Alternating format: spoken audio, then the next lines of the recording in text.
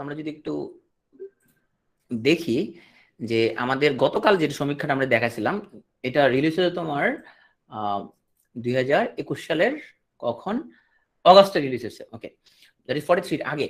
তো এখানে দেখবা সবকিছু সাময়িক লেখা আছে, মানে হিসাব নিকাশ গুলো হচ্ছে সাময়িক লেখা। তুমি যত হিসাব নিকাশ গুলো যদি ভিতরে যদি দেখো তুমি, লাইক আমি যদি এখানের মধ্যে সম্পর্ক প্রশ্ন করছি, ভাই এখানের মধ্যে সবগুলো জিনিস এখানের মধ্যে কিভাবে পড়বো, আমি বলছি সবগুলো জিনিস তো এখানে আসলে পড়ার দরকার নাই, তুমি শুধুমাত্র ইম্পর্টেন্ট জিনিসগুলো পড়বা। ধরো কৃষির মধ্যে এখানে বলা আছে যে জিডিপি যদি হিসাবটা দেখি আমরা, যে লেখছে যে বিবিএস এর সাময়িক হিসাব অনুযায়ী 2020-21 অর্থ বছরে জিডিপিতে কৃষির অবদান 43.47%। এখন ধরো এটা নিয়ে হচ্ছে যে তোমার এটা নিয়ে ভারী তো, আচ্ছা সেটা অর্থনীতি ক্লাসে ব্যাখ্যা করব যে পুলড জিনিসপত্রগুলো কি। সো এটা নিয়ে তখন দেখা গেল দুই পক্ষ মারামারি লাগবে, কয় এটা তো এখানে সাময়িক। এখন এই সাময়িক হিসাবটা মানে অর্থনীতি সমীক্ষা যেহেতু তোমার অগাস্টে রিলিজ হয়েছে, তো সেখানে সাময়িক থাকবে সবকিছুই। চূড়ান্ত হিসাবটা কবে রিলিজ হয়েছে? চূড়ান্ত হিসাব রিলিজ হয়েছে এই গত ফেব্রুয়ারিতে, এই মাত্র 1 মাস আগে তোমার জিডিপির ফাইনাল হিসাব নিকাশ রেডি হয়েছে। সো দেখবা মাথা পিছু আয় আমাদের অর্থনৈতিক সমীক্ষাতে যত বলছিল, তো মারামারি করার কিছু নেই, জিনিসগুলো কিন্তু বুঝতে হবে যে কোনটা সোর্স কি, একজন কেউ ভুল লিখছে ও শুদ্ধ লিখছে, এটা লিখে যে মারামারি করে তোমাকে। আচ্ছা একটা বিষয় বলি, অনেকে বলে ভাই রিসেন্ট জিনিস কোত্থেকে আসে, সাম্প্রতিক কোত্থেকে আসে, সাম্প্রতিক কোত্থেকে আসে, এগুলা থেকে আসে। এখন যেগুলো বলতেছে এই হয় সাম্প্রতিক, তুমি শুধু কারেন্ট অ্যাফেয়ার্স গুদায় লাভ নেই কোনো, এগুলাই পড়বা, এখান থেকে হুবহু প্রশ্ন চলে আসবে। তো দেখো এখানের মধ্যে আমাদের অর্থনৈতিক সমীক্ষার মধ্যে আমাদের যে মাথা পিছু আয় যেটা হচ্ছে 2227, কিন্তু আমাদের জিডিপি ফাইনাল যেটা রিলিজ হইলো সেখানে কিন্তু আমরা পার ক্যাপিটা ইনকাম কিন্তু আমরা দেখবো চেঞ্জ হয়ে গেছে। যে পার ক্যাপিটা ইনকাম দেখবো আমরা এখানের মধ্যে কিন্তু অনেক কিছু চেঞ্জ আছে। যে পার ক্যাপিটা দেখো, এই যে পার ক্যাপিটা তোমার হচ্ছে যে জিডিপি চেঞ্জ হয়েছে, পার ক্যাপিটা জিএনআই ওখানে যেটা ছিল, সো এখানের মধ্যে আমাদের কিছু ডেটা আমাদের চেঞ্জ হচ্ছে। তার মানে এখানে হিসাব নিকাশগুলো আমরা দেখতে পাবো, সেটা হচ্ছে একদম আমাদের এটা কি, এটা হচ্ছে চূড়ান্ত হিসাব হিসাব নিকাশগুলো। এখন সম্ভবত মাথা পিছু আয় এখানের মধ্যে কত, পার ক্যাপিটা ইনকাম, পার ক্যাপিটা ইনকাম, আচ্ছা কোন ফাঁকে দিয়ে আছে এটা খুঁজে বের করতে হবে। পার ক্যাপিটা ইনকাম, যেমন তোমরা সাম্প্রতিক তথ্যের জন্য তুমি যখন গুগল করে দেখবা যে মাথা পিছু আয় কিন্তু আমরা অর্থনীতি পড়াবো, এটা ওই অর্থ সমীক্ষার সাথে কিন্তু মিল নাই, এখন কিছুটা চেঞ্জ হচ্ছে ফেব্রুয়ারি যেটা চূড়ান্ত হইলো। তো এখন কৃষির জন্য আমরা এখানের মধ্যে সেম জিনিস, আমরা এখানে সেক্টরাল রেট অফ জিডিপি আর কনস্ট্যান্ট প্রাইস। তো এগ্রিকালচারাল গ্রোথ হচ্ছে 3.61% জিডিপি প্রবৃদ্ধি, হ্যাঁ। তারপর এখানে মধ্যে দেখবো যে কৃষিতে তোমার জিডিপিতে কৃষির অবদান হচ্ছে 12.07। এই তথ্যগুলো একদম আমাদের মুখস্থ থাকতে হবে। তাহলে যে এটা আমি আপলোড করে দিব, সো ওরিড হওয়ার কিছু নাই। যে কি জিনিস পড়তে এখানের মধ্যে সবচেয়ে যে ইম্পর্টেন্ট গ্রস জিনিসগুলো, যে এগ্রিকালচারালের ভূমিকা কত আমাদের, হ্যাঁ জিডিপিতে এগ্রিকালচার ভূমিকা আমাদের, সরি এটা না, জিডিপিতে আমাদের হচ্ছে এই যে 12.09%। তারপর জিডিপিতে ইন্ডাস্ট্রি শিল্পের ভূমিকা হলো 34%। তারপর জিডিপিতে সার্ভিস হচ্ছে 53.30%। তার সবচেয়ে বেশি কোনটা বলো, সবচেয়ে বেশি কোনটা? সার্ভিস সবচেয়ে বেশি, রাইট। এবং কত পার্সেন্ট? 53.30%। এখান থেকে পরীক্ষা আসবে। তারপরে তোমাকে আরেকটা রিপোর্ট তোমাকে খাইতে হবে, সেটা হচ্ছে এই যে এগ্রিকালচারাল স্ট্যাটিস্টিক্স 2020। লোকজন খুব তোমার এক্সাইটেড হয়ে যায়, সাম্প্রতিক কোত্থেকে পড়বো ভাই, এই সাম্প্রতিক, এগুলাই পড়তে হয়, এগুলাই পরীক্ষা আসবে। এখন এখানে কি সব পড়বো? কোনো প্রয়োজন নাই, এখানে শুধু একটা চার্ট পড়বা। অর্থনীতি সমীক্ষা থেকে যেটা বলছে একটা চার্ট মুখস্থ করতে, এখান থেকে তুমি একটা শুধু একটা চার্ট মুখস্থ করবা, আর কিচ্ছু না এখান থেকে। তো এখানের মধ্যে তোমার এত বিশাল এটা কিছুই লাগবে না, তুমি একটা চার্ট এটা বাদাই করে, এটা একদম এই যে দেখো এখানের মধ্যে ইয়ার ওয়াইজ দেখো, 17-18 বইয়ের সাথে মিলানোর ট্রাই করো না, বইতে প্রচুর ভুল আছে, তুমি অরিজিনাল সোর্স থেকে ডাউনলোড করা এটা। তো 2018-19 এই দেখো 2019-20, হ্যাঁ দেখো এখানের মধ্যে নেট ক্রপড এরিয়া, এই যে 8,1,2,6 লগে 3টা শূন্য অ্যাড করবা, তো এত hectare. So net crop area হচ্ছে তোমার এখানে 81 লাখ হেক্টর। তো গ্রস ক্রপ এরিয়া কি জিনিস, গ্রস এবং নেট আমি বুঝাচ্ছি। সো এটা হচ্ছে 160.50 লাখ হেক্টর, হ্যাঁ। তারপরে দেখো single crop area, double crop area, triple crop area, কোয়াড্রাট, এগুলো খুঁজতে খুঁজতে আমার খবর হয়ে গেছে, আমি খুঁজে পাইতেছিলাম না কোন জায়গায় আছে। ইন্টেন্সিটি অফ ক্রপিং এই যে 198%, হ্যাঁ। সো এই জিনিসগুলো আমরা হচ্ছে যে এই ফাইলটা তোমাকে দিয়ে দিব, এগুলো তোমাকে একদম মুখস্থ খাই ফেলতে হবে ডাইরেক্ট তোমাকে। সো এই জিনিসগুলো থেকে পরীক্ষা তোমার ইনশাল্লাহ কমন আসবে। আচ্ছা, হাইলাইট করার দরকার নাই, আমি ভাই আমার স্লাইডের মধ্যে দিয়ে দিচ্ছি এগুলো। তো আজকে আমি প্রতিদিন যেই ফন্টে ক্লাস নেই, তোমাদের নিকশ ফন্ট আমরা ক্লাস নেই, বাট আজকে আমাদের ফন্টগুলো আমি চেঞ্জ করতে পারি না খুব সময়ের অভাবে। আজকে ফন্টগুলো হচ্ছে সিএম রূপালী, তোমাদের খুব একটা দেখতে ভালো লাগবে না, কারণ সিএম রূপালী ফন্টগুলো হচ্ছে এরকম লম্বা লম্বা খাড়া খাড়া।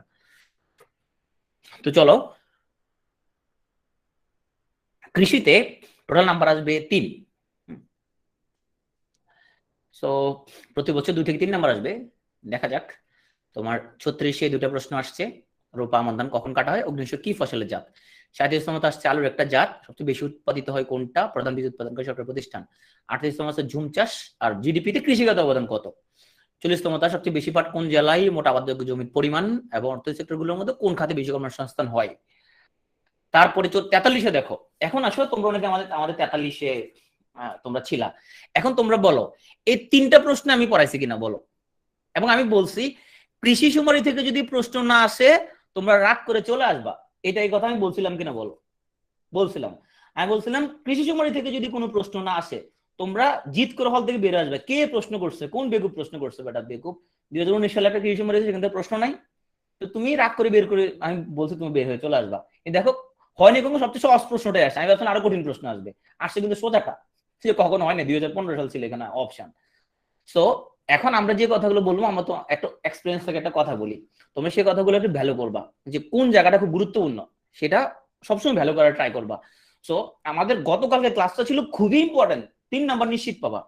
আজকের ক্লাসটা তুমি যদি মনোযোগ সহকারে ইনশাল্লাহ করো, আমি রাতে স্লাইডের মধ্যে আর কিছু তথ্য অ্যাড করে দিব, ইনশাল্লাহ এখান থেকে তুমি 3 নাম্বার পাবা। তো এই জিনিসগুলো এগুলো খুব গুরুত্বপূর্ণ ক্লাস। হ্যাঁ, জিকে তুমি উল্টা পাল্টা দুনিয়া সব করে কোনো লাভ নাই, সিলেক্টিভ পড়াশোনা করো। তো চলো, এই কৃষি পরিসংখ্যানটা তাহলে আমরা নিলাম মূলত বিবিএস এর 2020 সালের যে ডাটা, যে রিপোর্টটা, সেখান থেকে। এটা বইয়ের সাথে তোমার মিলবে না, তোমার যে বেসিক ভিউ বা কোনো বইয়ের সাথে মিলবে না। এটা হচ্ছে এই রিপোর্টটা আমাদের এগ্রিকালচার ইয়ারবুক 2020 সালের যে রিপোর্টটা, এই রিপোর্টটা থেকে এটা নেওয়া হয়েছে। এখানে কিছু তথ্যগুলো তোমাকে মুখস্থ করে ফেলতে হবে। একটা হচ্ছে তোমার মোট আবাদযোগ্য জমি কত লাখ হেক্টর। দেখো ওখানে একটা টার্ম ছিল তোমার নেট ক্রপড এরিয়া, আর একটা ছিল গ্রস ক্রপড এরিয়া। এখন net cropped area, gross cropped area জিনিসটা কি? ধরো তুমি এখানের মধ্যে 2 একর জমির মধ্যে তুমি চাষ করতে পারো। সো এখন 2 একর জমিতে বছরে তুমি 2বার চাষ করো, তাহলে 2 একর জমিতে বছরে যদি 2বার চাষ করা হয়, তাইলে মোট কয় একর জমিতে চাষ করা হচ্ছে? 4 একর জমিতে চাষ করা হচ্ছে। এই 4 একর হচ্ছে গ্রস, ওকে। 2 একর হচ্ছে নেট, মানে প্রকৃত তোমার জমি কতটুকু। এখন একটা জমিতে কোন জমিতে 2 ফসলি, কোন জমি 1 ফসলি, কোন জমি 4 ফসলিও হয়। এইভাবে হচ্ছে যে তোমার ধরো 2 একরের মধ্যে যদি 4বার ফসল উৎপাদন করা হয় তাহলে সেটা 8 একর হয়ে যাবে। এইভাবে তোমার ক্যালকুলেশন করা হয়। সো মোট আবাদযোগ্য জমি হচ্ছে 81.26 লাখ হেক্টর, মোট আবাদযোগ্য জমি। আর মোট ফসলি জমি মানে গ্রস হলো জাস্ট তার ডাবল করে দেয় একটু, 160.57 লাখ হেক্টর। এখানের মধ্যে 1 ফসলি জমি সবচেয়ে বেশি হচ্ছে 2 ফসলি জমি, এটা মনে রাখতে পারো। সবচেয়ে বেশি 2 ফসলি জমি বাংলাদেশে। হ্যাঁ, 2টা ফসল সবচেয়ে বেশি উৎপাদন হয়। মানে 2 ফসলি বলতে মানে 6 মাস 6 মাস করে 2বার ফসল উৎপাদন করা যায়। আর 4 ফসলি সবচেয়ে কম, কারণ 4বার ফসল করতে গেলে এটা ভূমি খুব ভালোভাবে ইউটিলাইজ হয়। এই জিনিসগুলো একদম তুমি তাবিজ বানায় খাই ফেলবা, প্রিন্ট করে তোমার পড়ার টেবিলের সামনে তুমি লাগিয়ে রাখবা, এবং লগে লগে লগে হাঁটবা। তোমরা সবাই একটা স্লিপ প্যাড বানাবা, সবাই একটা স্লিপ প্যাড নিবা। সেই স্লিপ প্যাডের মধ্যে সাম্প্রতিক এই তথ্যগুলো সব লিখে রাখবা। আর তোমার ডাক্তার বন্ধু থাকলে ওকে একটা কিছু একটা খাওয়াই টাওয়াই দিয়ে ওর থেকে কিছু স্লিপ প্যাড নিয়ে নিও। স্লিপ প্যাডের মধ্যে এগুলো নিয়ে ঘুরে ঘুরে হাঁটবা, এগুলো হ্যাঁ সবসময় সাথে সাথে রাখবা। তো এগুলো একদম মুখস্থ করে ফেলতে হবে। এখন আসলে দেখো যে আমাদের যে মোট আবাদযোগ্য জমির মধ্যে 81.26 লাখ হেক্টরের মধ্যে সেচ যোগ্য হচ্ছে 78.79 লাখ হেক্টর সেচ যোগ্য। এগুলো একদম মুখস্থ করতে হবে। পতিত জমি মানে যেগুলো চাষযোগ্য কিন্তু চাষ করা হচ্ছে না, রাখে দেওয়া হয়েছে, এটা হচ্ছে 4.31 লাখ হেক্টর। আর ফসলের নিবিড়তা 198%। ব্যাপারটা মিনিং হচ্ছে এখানে এগ্রিকালচার হলে কেউ আছো তোমরা? এগ্রিকালচার থেকে আসো কিনা? সো ইন্টেন্সিটি অফ ক্রপ জিনিসটা কি? তার মানে এখানে অলমোস্ট জমিকে 200%-এর মতো কাজে, না 200, হ্যাঁ প্রায় 200%-এর মতো কাজে লাগানো হচ্ছে। রাইট, একটা জমির যে ইউটিলিটিস তুমি 200%-এর মতো ইউজ করতে পারতেছো। এটা হলো ফসলের নির্ভরতা। অপরাজিত আমি কি ঠিক বলতেছি? যাক, আমি এগ্রিকালচার লোক না, আমি এটা আইডিয়া করছে এরকম কিছু একটা, বাট আমি জানি না এক্স্যাক্টলি এটাই কিনা। আমি মোটামুটি ব্যাখ্যা আমার কাছে এরকমই মনে হয়েছে। তো তুমি একটা পোস্ট দিয়ে দিও ফসল নির্ভর জিনিসটা কি, হ্যাঁ এরকমই, আচ্ছা ঠিক আছে ওকে। তো এখন আসো মোট শ্রম শক্তির নিরূপণ নিবিড়তা। নিবিড়তা মানে ধরো তোমার এক একটা জমি আছে, তুমি এটাকে প্রায় 2 বারের মধ্যে তুমি ইউজ করতে পারতেছো, 2 বার করলে 200%, 200% কাছাকাছি, প্রায় 198%। এটা ক্রপিং ইন্টেন্সিটি বলা হয়। হ্যাঁ, এখন আসো মোট শ্রম শক্তির কত শতাংশ কৃষিতে। এটা নেওয়া হয়েছে অর্থনীতি সমীক্ষা তোমাদের যেটা দেখাইছিলাম সেখান থেকে, এই যে এই ডাটাটা থেকে।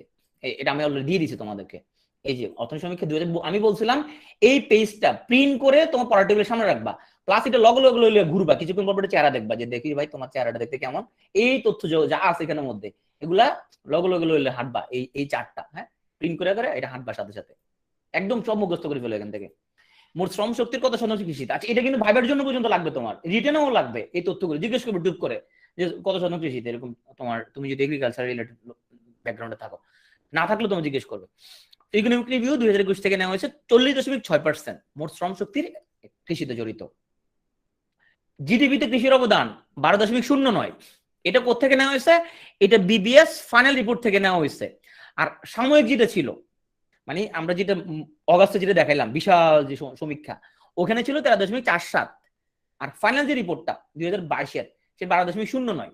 এখন আমি দুটা কেন আনছি এখানে, কারণ পরীক্ষায় দুটাই আসতে পারে যে তোমার, তবে দুটো অপশন আমরা তোমার যদি উল্লেখ করে দিবে, জিডিপিতে কৃষির অবদান কত দেখলে তুমি এটাই এখন ফাইনাল আমাদের। কিন্তু যদি কখনো আসে যে অর্থনৈতিক সমীক্ষা 2021 অনুযায়ী যদি আসে, তখন তুমি এটা আসতে পারে, এই জন্য তুমি মনে রাখবা এটা হচ্ছে আমাদের সাময়িক যে রিপোর্টটা ছিল সেটা অনুযায়ী। হ্যাঁ ওকে, এটা ফাইনাল রিপোর্ট ফেব্রুয়ারিতে যেটা রিলিজ হলো, বাট তুমি শুনো না, একদম খাই ফেলবা, মুখস্থ করে ফেলবা। কৃষিতে জিডিপি প্রবৃদ্ধি একদম মুখস্থ 3.17%, কৃষিতে প্রবৃদ্ধি হয়েছে এত পার্সেন্ট। ওকে, এটা কোথেকে, তাও বিবিএস ফাইনাল রিপোর্ট থেকে আমরা নিয়েছি, আমি সোর্সটা উল্লেখ করে দিচ্ছি যাতে তোমরা নিজেরা খুঁজে পাও এখান থেকে। কৃষিতে ভর্তুকি, এটাও সমীক্ষা থেকে নেওয়া হয়েছে, যেটা বাজেট, যেটা 21-22 বাজেট যেটা, 9,500 কোটি টাকা হলো কৃষিতে ভর্তুকি। এখন আসো কৃষি সুমারি 2019-এর প্রাথমিক প্রতিবেদন অনুযায়ী দেশে কৃষির উপর নির্ভরশীল পরিবার 46.61, হ্যাঁ এত পার্সেন্ট, একদম টিএম করে ফেলতে হবে এই তথ্যগুলো, একদম ঠাডা মুখস্থ। কৃষি সুমারি 2019 জরিপ মতে কোনটা আসাদ প্লাবন, কোন টার্মগুলো, ভর্তুকি। ভর্তুকি মানে হচ্ছে গভর্নমেন্ট থেকে তোমার হচ্ছে যে ধরো সারের দাম হচ্ছে গভর্নমেন্টে কিনে হচ্ছে 100 টাকা, তো গভর্নমেন্ট 90 টাকা দিয়ে সেল দিচ্ছে, 10 টাকা গভর্নমেন্ট থেকে দিচ্ছে, দিস ইজ কল্ড ভর্তুকি। আচ্ছা জিডিপি জিএনপি এগুলো আমরা অর্থনৈতিক ক্লাসে পড়াবো, যে গ্রস ডোমেস্টিক প্রোডাক্ট কি জিনিস, গ্রস ন্যাশনাল প্রোডাক্ট কি জিনিস, হ্যাঁ তারপরে তোমার হচ্ছে যে জিএনআই কি জিনিস, মাথা পিছু আয় কেমনে হিসাব করা হয়, এগুলো আমরা মূলত ওই অর্থনৈতিক ক্লাসে পড়াবো, ঠিক আছে। ওকে, সেখানে এগুলো বুঝতে পারবা যে জিনিস টার্মগুলো আসলে কি, জিডিপি কেমনে ক্যালকুলেট করা হয়। তো এখানে আসো কৃষি সময় 2019 অনুযায়ী মোট খানা, খানা কি বলছিলাম, এক পাতলা যারা খায়, হ্যাঁ এরকম, এটা হলো খানা। তো খানার পরিবার ইজ ডিফারেন্ট জিনিস, হ্যাঁ প্রবৃদ্ধি মানে রেট, গ্রোথ রেট, রাইট, প্রবৃদ্ধি মানে গ্রোথ রেট। ধরো বাংলাদেশের জিডিপি ধরো 2020 সালে ছিল ধরো তোমার 1 লাখ কোটি, ধরো 1 লাখ কোটি না, অনেক বেশি, 30 লাখ কোটির মতো, ধরো 1 লাখ কোটি, হ্যাঁ 20 সালে। 21 লাখ তোমার 21 সালে যদি হয় সেটা তোমার 1,05,000 কোটি, তাহলে মানে আমরা বলবো যে এখানের মধ্যে 5% প্রবৃদ্ধি হয়েছে, বুঝতে পারছো। তাহলে 20 সালে 1 লাখ কোটি, এরপর বলছে 1,05,000 কোটি, তার মানে 5% বাড়ছে, এটা হলো গ্রোথ রেট, রাইট, প্রবৃদ্ধি হলে এটাই। তো প্রবৃদ্ধির মধ্যে দুটো জিনিস আছে, একটা সাময়িক মানে অর্থনৈতিক সমীক্ষার মধ্যে যেটা বের হয়, আর একটা হচ্ছে তোমার ফাইনাল যেটা, হ্যাঁ একটু টাইম লাগে সেটা, এই যে 22 সালে ফেব্রুয়ারি মাসে যেটা আসলো ওটা ফাইনাল। হ্যাঁ তো 3,55,30,000 হলো মোট খানা।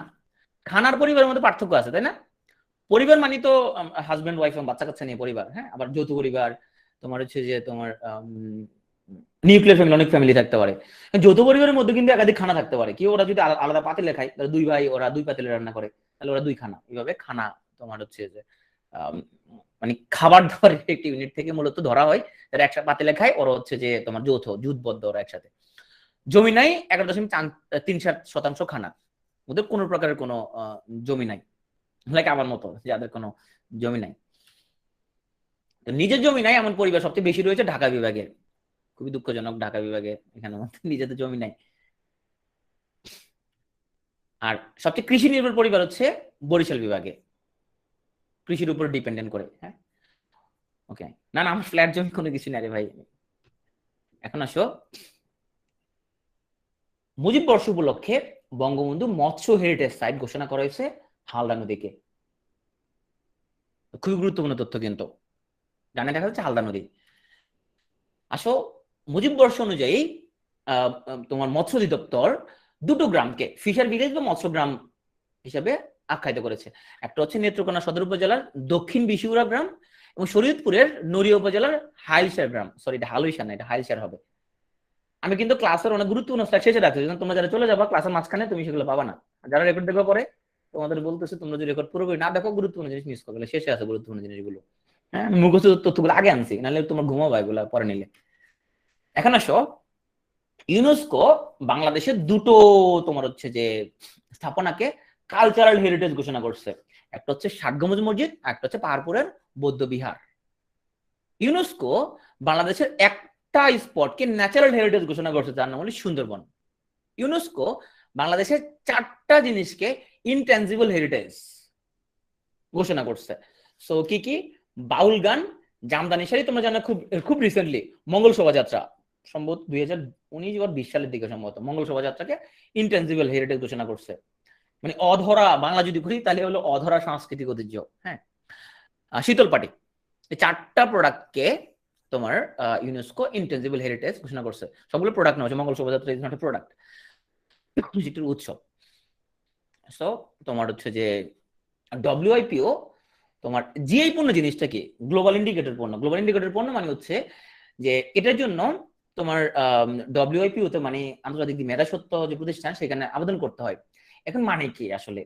মানেটা হচ্ছে যে তুমি দাবি করতেছো এই জিনিস উৎপত্তি এই এলাকা থেকে, যে তোমার এলাকা থেকে এটার উৎপত্তি। তো এটার সুবিধাটা কি? সো যখন, তো সুবিধাটা কি, ধরো এই যে কুমিল্লা মাতৃভান্ডার, তাই না? তো মাতৃভান্ডার নামে ঢাকায় প্রতিষ্ঠান আছে, এবং মাতৃভান্ডার নামে কিন্তু তোমার ঢাকা চিরাং বিশ্ব রোডে তোমার প্রচুর দোকান আছে, অরিজিনাল মাতৃভান্ডার, আসল মাতৃভান্ডার। হ্যাঁ, এটাই খাঁটি মাতৃভান্ডার, একমাত্র মাতৃভান্ডার, আমাদের কোনো শাখা নেই মাতৃভান্ডার।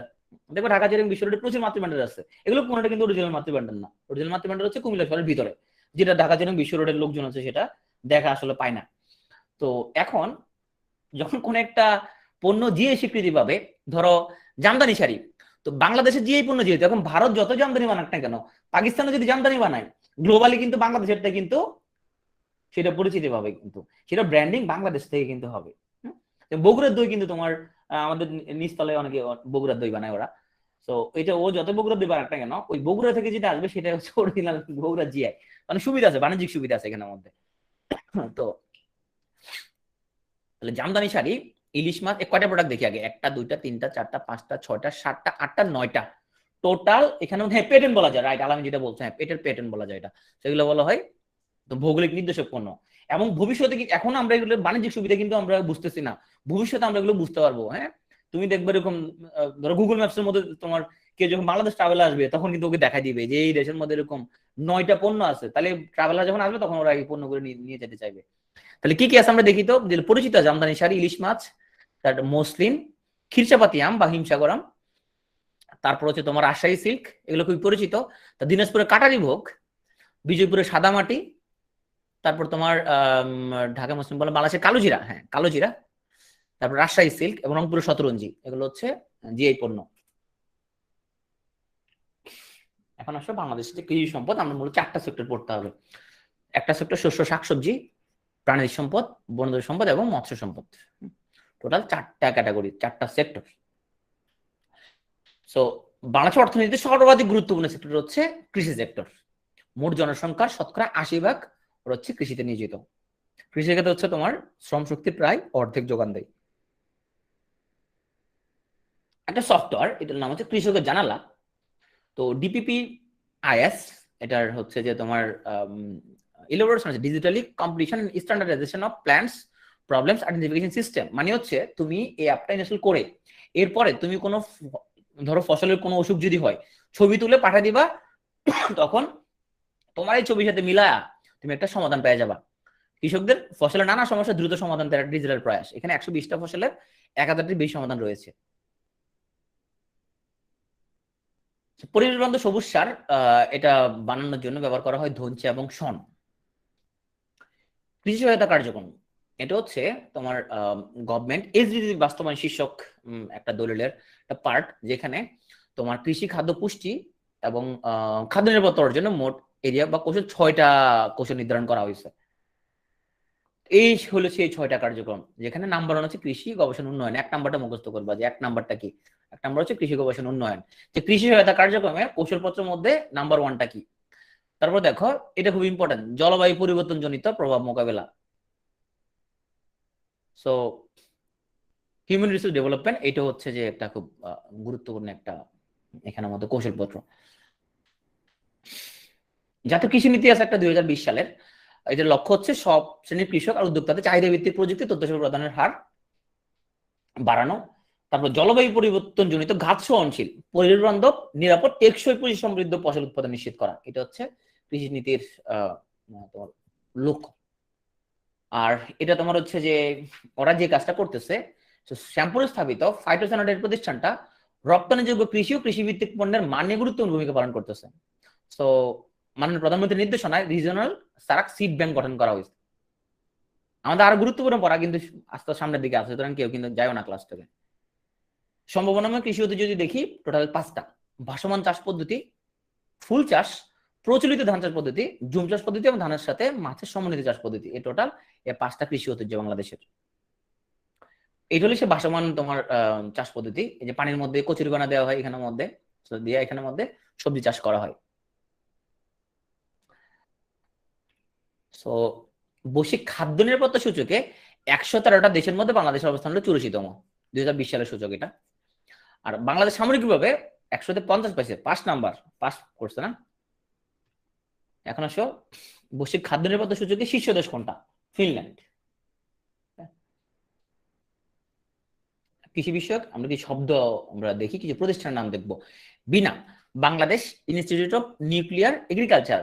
সো তোমার পরীক্ষায় কিন্তু তুমি কনফিউজ হয়ে যেতে পারো, যেমন এখানের মধ্যে দিতে পারে Bangladesh institute of natural agriculture. হ্যাঁ, তো তুমি যদি এক্স্যাক্টলি না জানো তখন তুমি কনফিউজড হয়ে ওখানের মধ্যে 4টা অপশনের মধ্যে উল্টো ভুলভাল দাগাইতে পারো। সো এগুলার ইলাবোরেশনটা একদম তোমার এক্স্যাক্টলি মুখস্থ করতে হবে।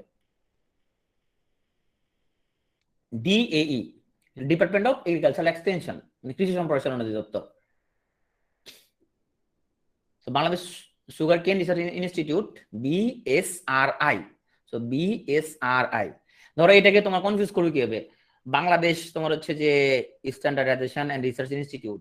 হ্যাঁ, এরকম কিছু একটা ধরো দিয়ে দিবে, তুমি কনফিউজ হয়ে যাবে যে বিএসআরআই মানে আসলে কি। দেখবো 4টা অপশনের মধ্যে সবগুলো মনে হচ্ছে আনসার, এরকমই মনে হয় এগুলো ইলাবোরেশন যখন দিবে। এই জন্য তোমাকে এক্স্যাক্টলি মুখস্থ করতে হবে বাংলাদেশ সুগার কেন রিসার্চ ইনস্টিটিউট। তো BJRI, Bangladesh jute research institute.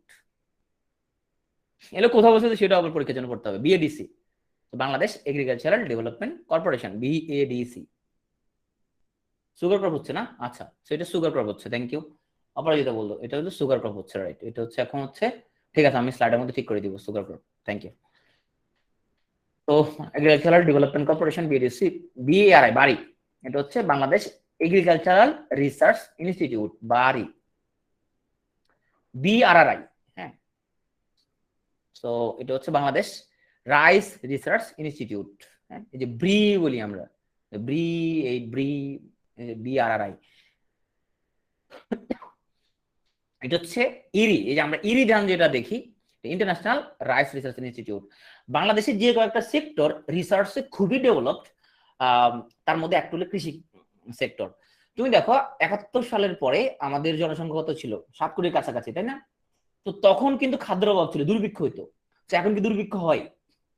এখন দুর্ভিক্ষ হচ্ছে না, খাদ্যের কোনো অভাব নেই, কিন্তু এটা ল্যান্ড কিন্তু কমে গেছে, ল্যান্ড কিন্তু অনেক কমে গেছে, তাই না? পুকুর কমে গেছে। কেমন হয়েছে জিনিসটা? বাংলাদেশ ছোট্ট একটা দেশ, সে তোমার হচ্ছে যে চাষযোগ্য মাছ উৎপাদনে তোমার ধরো ওয়ার্ল্ডের টপের মধ্যে একটা। কেমন হয়েছে? এই যে তোমার কৃষিক্ষেত্রে গবেষণার কারণে হয়েছে। তো এই যে কৃষিক্ষেত্রে তোমার বাংলা যে কয়েকটা সেক্টরে আমরা গবেষণা থেকে সরাসরি উপকৃত হয়েছি, তার মধ্যে একটা কৃষি সেক্টর। এই গবেষণাগুলো যদি না হইতো তাহলে আমরা এত উচ্চ ফলনশীল তোমার ফসলের জাত আমরা পাইতাম না। হ্যাঁ, এরকম তুমি মাছ মাংস খাইতে পারতাম না। সো অবস্থা খুব খারাপ হতো, প্রোটিনের অভাবে আমরা খুবই তোমার অনাহারে থাকতাম আমরা, হ্যাঁ, খাদ্যাভাবে ভুগতাম যদি গবেষণা না করা হতো। সো এটা হলো BARC, Bangladesh agricultural research council, হ্যাঁ, বিএআরসি, টার্মগুলো কাছাকাছি কিন্তু। আর এটা হলো BTRI, Bangladesh tea research institute, BMDA, Barind multipurpose development authority, BMDA. So IGSG, international jute study group. এখন আসো বাংলাদেশের, কেন মনে রাখবো? ওই যে বারবার দেখে দেখে মনে রাখবা, মুখস্থ করে কিছু নাই। এই সময় আসো, যদি বারবার দেখবা, বারবার দেখবা, বারবার দেখতে একদম মাথার মধ্যে ঢুকে যাবে। দেখো তো পূর্ব পাকিস্তানে প্রথম কৃষিশুমারি হয় 1960 সালে। সবাই কমিটি লিখো, পূর্ব পাকিস্তানে প্রথম আদমশুমারি কবে হয়েছে? কমিটি লিখো, সবাই লিখো। 1951 সালে, রাইট। স্বাধীনতার পর থেকে এই পর্যন্ত 5টা আদমশুমারি অনুষ্ঠিত হয়েছে। দেখো কখন কখন হয়েছে। 77 সালে প্রথম, 83-84-তে সেকেন্ড, 96-তে থার্ড, 2008-এ ফোর্থ, লাস্ট ওয়ান ইজ 2019। 43-তে কিন্তু কোশ্চেন আসছিল কখন আদমশুমারি হয় নাই, 2015 ছিল অপশনে। কত গুরুত্বপূর্ণ একটা জিনিস এটা, কখন আদমশুমারি কৃষিশুমারি হয়েছে। এখন আসো আমরা একটু দেখি কোনটা। আচ্ছা, ওকে। বিভিন্ন কৃষিজ পণ্য উৎপাদনের শীর্ষ জেলা কোনটা? তো ধান উৎপাদনের শীর্ষ জেলা কোনটা? তো তোমরা এখানে ছবির সাথে মিলে উত্তর দেওয়ার চেষ্টা করো যে ধান উৎপাদনের শীর্ষ জেলা কোনটা। অবশ্য নর্থের কোন একটা, দিনাজপুর, তারপর ছবির সাথে মিলে মিলে বলা যায় তাই না? এটা আলাদা পুরো আন্দাজ একটা মারা দিছে। কয় উত্তরবঙ্গে ধান উৎপাদন হয় সবচেয়ে বেশি, মানে আন্দাজি পুরাই। তো কোশ্চেন গবেষণা করতে থাকো, আমি সামনে আসতেছি। ময়মনসিংহ, রাইট। বাংলাদেশ অবস্থান কত? চতুর্থ। এখন আসো কৃষিতে বিশ্বে বাংলাদেশ, এই ছবিটা ঘোরাঘুরি করে তাই না? তোমরা অনেকেই এই ছবিটা সেভ করে রাখছো ফোনের মধ্যে। So this is not right now, এটা এখন আর সঠিক না। অনেকে ফোনে সেভ করে রাখছো, এখন হচ্ছে এটা।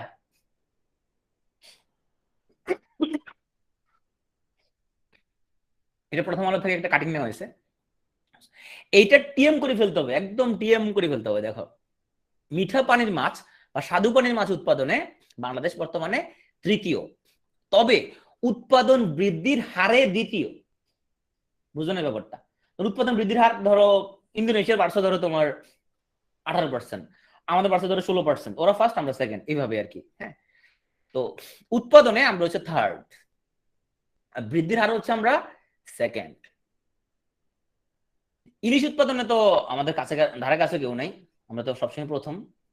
অন্য দেশের র্যাঙ্কিং মনে রাখা লাগবে না, তুমি এগুলো মনে রাখো, যেগুলো ইম্পর্টেন্ট সেগুলো বলে দিব, মনে রাখতে পারবা। সবজি উৎপাদন আমরা তৃতীয়। তুমি চিন্তা করতে পারো যে কত ছোট্ট একটা দেশ, এখানে তোমার হচ্ছে চাষের জন্য ল্যান্ডই নাই, কি ছোট একটা দেশ, কিন্তু আমরা কি বিপুল পরিমাণ জিনিস উৎপাদন করতেছি। এটা হচ্ছে আমাদের কৃষি ডিপার্টমেন্টের অবদান কমপ্লিটলি। বুঝতে পারছো? এই পাট উৎপাদনে বাংলাদেশ হলো বিশ্বে সেকেন্ড। তো অনেকে আন্দাজি বলতে পারে পাট উৎপাদন প্রথম, পাট উৎপাদন প্রথম হলো ভারত, বাংলাদেশ কিন্তু সেকেন্ড। হ্যাঁ, ইলিশে ভারত থাকার কথা মানে ভারতে মাত্র অল্প কিছু তোমার ইলিশ উৎপাদন হয়, সবই তো আমাদের এখানে। আর এগুলো তো পার হয়ে যাইতে পারে না এখান দিয়া, সবই তো আমরা ধরে ফেলাই, ওখানে কেমনে যাবে? আর পদ্মা দিয়ে ঢুকতে তো আমরা সব ধরে ফেলি। ইলিশ তো উজানে যায় তাই না? ইলিশ তো উজানে উল্টা পথে যাইতে থাকে। তো ভারত দিকে যাওয়ার আগে তো আমরা সব এখানে তোমার হচ্ছে সান্ডা মান্ডে ক্লোজ করে দিচ্ছি। তো এখানে ওরা পাবে কোথেকে? মাত্র 7%। তো আম উৎপাদনে বাংলাদেশ ছিল অষ্টম। দেখছো কারবার? আলু উৎপাদনে ষষ্ঠ, 6 নাম্বার আলু উৎপাদনে। পোশাক রপ্তানিতে বাংলাদেশ সেকেন্ড। হ্যাঁ, অনেকে মনে করতে পারে পোশাক রপ্তানি বাংলাদেশ মনে ফার্স্ট, ফার্স্ট না, চীন ফার্স্ট, বাংলাদেশ সেকেন্ড। হ্যাঁ, ওকে, থার্ড ভিয়েতনাম। তোমার 1 বছর আগে ভিয়েতনাম সেকেন্ড ছিল, বাংলাদেশ থার্ড ছিল, বাংলাদেশ আবার সেকেন্ড হয়ে গেছে। কাঁঠাল উৎপাদনে বাংলাদেশ হলো বিশ্বে দ্বিতীয়, ভারত হচ্ছে প্রথম। পেয়ারা উৎপাদনে বাংলাদেশ অষ্টম। তাহলে দেখো, পেয়ারা উৎপাদনে অষ্টম, আম উৎপাদনে অষ্টম। হ্যাঁ, ধানে আবার চতুর্থ। ধান হচ্ছে চতুর্থ। সো প্রবাসী আয় অর্জনে বাংলাদেশ বিশ্বে অষ্টম। প্রবাসী মানে হচ্ছে আমাদের থেকে বাইরে যায় যারা হচ্ছে টাকা পাঠায়, সেটা রেমিটেন্স যেটা। বাংলাদেশ হচ্ছে বিশ্বে অষ্টম, ভারত হচ্ছে প্রথম। তাহলে এই স্লাইডটা একদম তোমাকে একদম টিএম করে ফেলতে হবে, হ্যাঁ, একদম দরকার হলে বাসের সামনে ঝুলে রাখবা, প্রিন্ট করে সামনে তুমি আঠা দিয়ে লাগা রাখবা, এটা বারবার দেখবা জিনিসটা কি এখানে কত নাম্বার, খুবই ইম্পর্টেন্ট এটা। তো মিঠা পানির মাছ বৃদ্ধির হারে, উৎপাদন বৃদ্ধির হারে সেকেন্ড, উৎপাদনও কিন্তু তৃতীয়, বাট উৎপাদন বৃদ্ধির হারে হচ্ছে দ্বিতীয়, হ্যাঁ, আলাদা করে মনে রাখতে হবে। এখন আসো, তো সবচেয়ে বেশি ধান উৎপাদন হয় ময়মনসিংহ, তোমরা হচ্ছে যে কারেক্ট আনসার দিছ। আর আলামিন পুরো আন্দাজ এটা বলে দিল কি উত্তরবঙ্গে, না আন্দাজ বলা যাবে না। এখন আসো, সো ময়মনসিংহ আর কৃষি কৃষি আমরা দেখি ধান উৎপাদন, হ্যাঁ, চাষযোগ্য মাছ উৎপাদন, তার মানে ময়মনসিংহে বলতে পারি ভাতে মাছে, তাই না, একদম ভাত মাছে একদম, খুব কাঁঠালও আছে রে, ভাত মাছ কাঁঠাল, মানে ভাত মাছ খায় কাঁঠাল দিয়ে ভাত খেতে পারবে, খুবই মানে দুর্দান্ত অবস্থা ময়মনসিংহের, লোকজন আসেনি ময়মনসিংহের এখানের মধ্যে। তো ময়মনসিংহ একদম ভাতের মাছের বাঙালি, ধান উৎপাদনের প্রথম তারা, চাষযোগ্য মাছ উৎপাদনের প্রথম, আবার ভাত মাছ খায়, আবার কাঁঠাল দিয়ে ভাত খাবে এখান দিয়া, দুর্দান্ত অবস্থা এখানের মধ্যে। এখন আসো, বিলের মাছ উৎপাদনের শীর্ষ কোনটা? ময়মনসিংহ কিন্তু তোমার ওই চাষ করা মাছের প্রথম, বিলের মাছ উৎপাদনে প্রথম কে? অ্যানি দত্ত প্রথম মনে হয় বিলের মাছ উৎপাদনে, তাই না? অ্যানি দত্তদের বাড়িতে বাসায় হচ্ছে তোমার সবচেয়ে বড় বড় বিলগুলো আছে, কোনটা বলো তো, ছবির সাথে মিলাই বলো। সুনামগঞ্জ। সো সো আনারস উৎপাদনে শীর্ষ, আনারস, ছবির সাথে মিলাই বলো, এই ছবি কোথায় আছে, কোন জায়গায় আছে ছবি? টাঙ্গাইল, রাইট।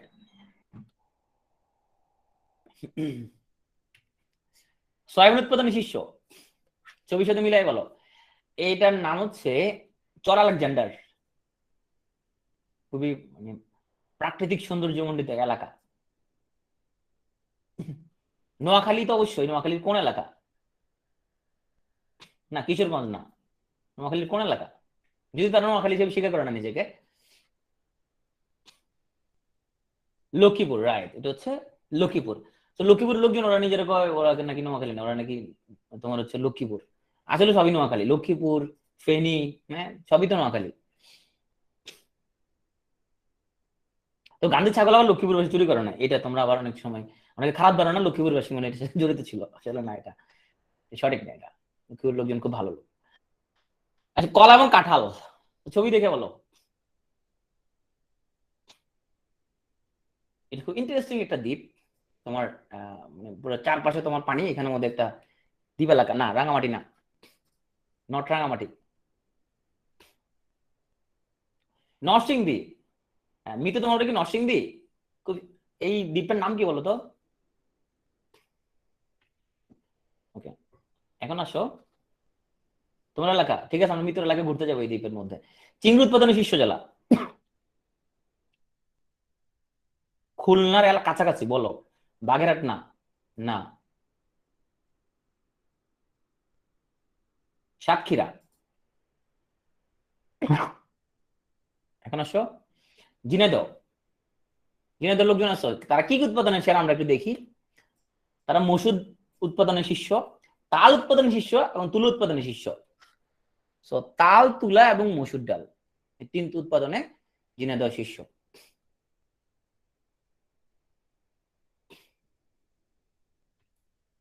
ঠাকুরগাঁও,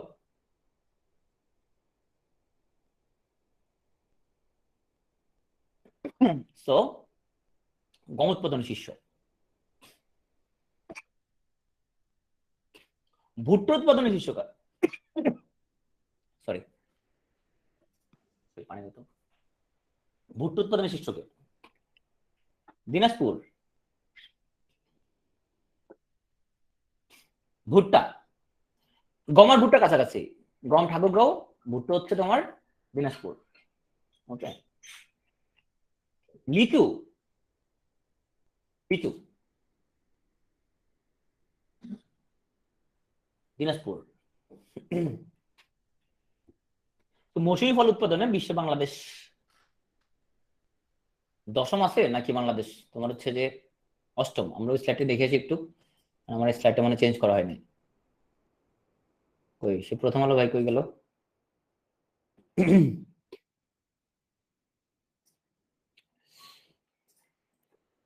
মৌসুমি ফল, মৌসুমি ফল, মৌসুমি ফল কই? হ্যাঁ ঠিক আছে, মৌসুমি ফল না এখানে মধ্যে, এখানে যেটা আছে সেটাই কারেক্ট। মৌসুমি ফল উৎপাদনে বাংলাদেশ হলে বিশ্বে বর্তমানে কত আছে? 10ম। হ্যাঁ, সো আসো কাঁঠাল বাংলাদেশ হলো দ্বিতীয়, ফার্স্ট হচ্ছে ইন্ডিয়া। তো কমল উৎপাদনের শীর্ষ জেলা, এখানে অবশ্য ছবির মধ্যে লেখাই আছে রাঙামাটি। প্রত্যেকটা তথ্য কিন্তু খুব গুরুত্বপূর্ণ। পেয়ারা উৎপাদনের শীর্ষ জেলা কোনটা বলো? পেয়ারা নামের লোকে মিলে আছে কিন্তু, নট লক্ষ্মীপুর। পটুয়াখালীর কাছাকাছি কিছু একটা হইতে পারে, ঝালকাঠি পটুয়াখালীর কাছাকাছি। পিরোজপুর, পিরোজপুর রাইট। পিরোজপুর হচ্ছে পেয়ারা উৎপাদনের শীর্ষ। তো পেয়ারা উৎপাদনে বিশ্বে বাংলাদেশের অবস্থান কত? ভাসমান বাজার বসে, রাইট। পেয়ারা উৎপাদনে বিশ্বে বাংলাদেশ হচ্ছে 8ম। আম উৎপাদনের শীর্ষ কোনটা? তো আম উৎপাদন নিয়ে সবসময় তোমার 3টা জেলার মধ্যে কম্পিটিশন হয়। একটা হচ্ছে রাজশাহী, আগে ছিল রাজশাহী একতরফা ভাবে, এরপর আসলো নওগাঁ এবং চাপাই। নওগাঁ কিন্তু ক্যারেক্টারের পরে ঢুকছে, হ্যাঁ, ও কিন্তু আগে ছিল না। তো কম্পিটিশন ছিল রাজশাহী এবং চাপাইয়ের মধ্যে, কম্পিটিশনটা ছিল। ফাঁকতালে নওগাঁ এদের মধ্যে ঢুকে গেছে, কারণ নওগাঁর লোকজন কি করছে, ওরা তোমার আমরা ফার্স্ট হইতে হবে, এরপর ওরা সব পুরো নওগাঁতে আম গাছ লাগাই দিচ্ছে। এখন রাজশাহী আর ক্যারেক্টারের মধ্যে নাই, চাপাই নওগাঁর মধ্যে কম্পিটিশন চলে। সো গত বছর যেটা চাপাই ফার্স্ট হয়েছে 2021 সালে, কিন্তু অর্থনৈতিক সমীক্ষা তোমার সরি কৃষি সমরে যেটা 2019 সাল, ওখানে কিন্তু আবার রাজশাহী। কেন? কারণ রাজশাহী তখন পর্যন্ত রাজশাহী ছিল সারা। কারণ 19 সালে কৃষি সমরের যে ডাটা, ওটা তো তোমার 17-18 সালে যে ডাটাগুলো তোমার হচ্ছে যে ওখানে ওরা গবেষণা করছে, হ্যাঁ, 17-18 অর্থবর্ষে। তো সেখানের মধ্যে রাজশাহী, কিন্তু এখন কিন্তু 2021 সালে মানে সদ্য সমাপ্ত যে বছরটা, চাপাই ফার্স্ট। তবে কৃষি সমরি বললে কিন্তু আবার রাজশাহী, হ্যাঁ, যদিও রাজশাহী এখন আর তোমার ক্যারেক্টারের মধ্যেই নাই। চাপাই নবাব তোমার চাপাই এবং নওগাঁর মধ্যে কম্পিটিশনটা চলে, কে ফার্স্ট কে সেকেন্ড, এইভাবে চলে সবসময়। নাটোর, তো নাটোর হচ্ছে আখ উৎপাদনের শীর্ষ এবং রসুন উৎপাদনের শীর্ষ, হ্যাঁ, মিল আছে নাটোরের লগে রসুন, হ্যাঁ। তো নাটোর বনলতা সেন, বনলতা সেন যদি হচ্ছে বনলতা সেন ডাবগুলো তো সুন্দর তাই না, সে নিশ্চয় আখ খাইতে অনেক, এবং রসুন উৎপাদনের শীর্ষ।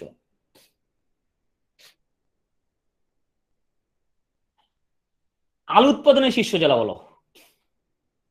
তো তোমার আলু উৎপাদনের শীর্ষ জেলা, মানে আজকে আমি এটা অ্যান্সার বের করে গলত ঘর্ম করতে হয়েছে, কারণ মুন্সিগঞ্জ নাকি বগুড়া কোনটা হবে এটা নিয়ে, কারণ এটা নিয়ে সবসময় কম্পিটিশন চলে। তো আমি পরে দেখলাম যে এই যে তোমার পরিসংখ্যান বর্ষগ্রন্থ, এখানে আমাদের মাত্র 2000 মেট্রিক টনে আগানো। সো বগুড়া।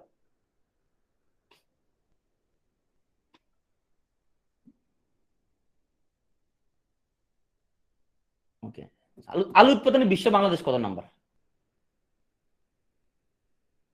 6ষ্ঠ। বগুড়ার লোকরা অনেক আলু খায় তাই নাকি? হতে পারে, এই বগুড়ার স্পেস বাউন্ড আছে বগুড়া থেকে, তোমরা আলু খাও সবসময়।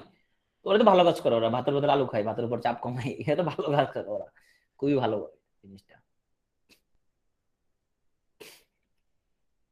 বিড়ি খায় কোন এলাকার লোকজন?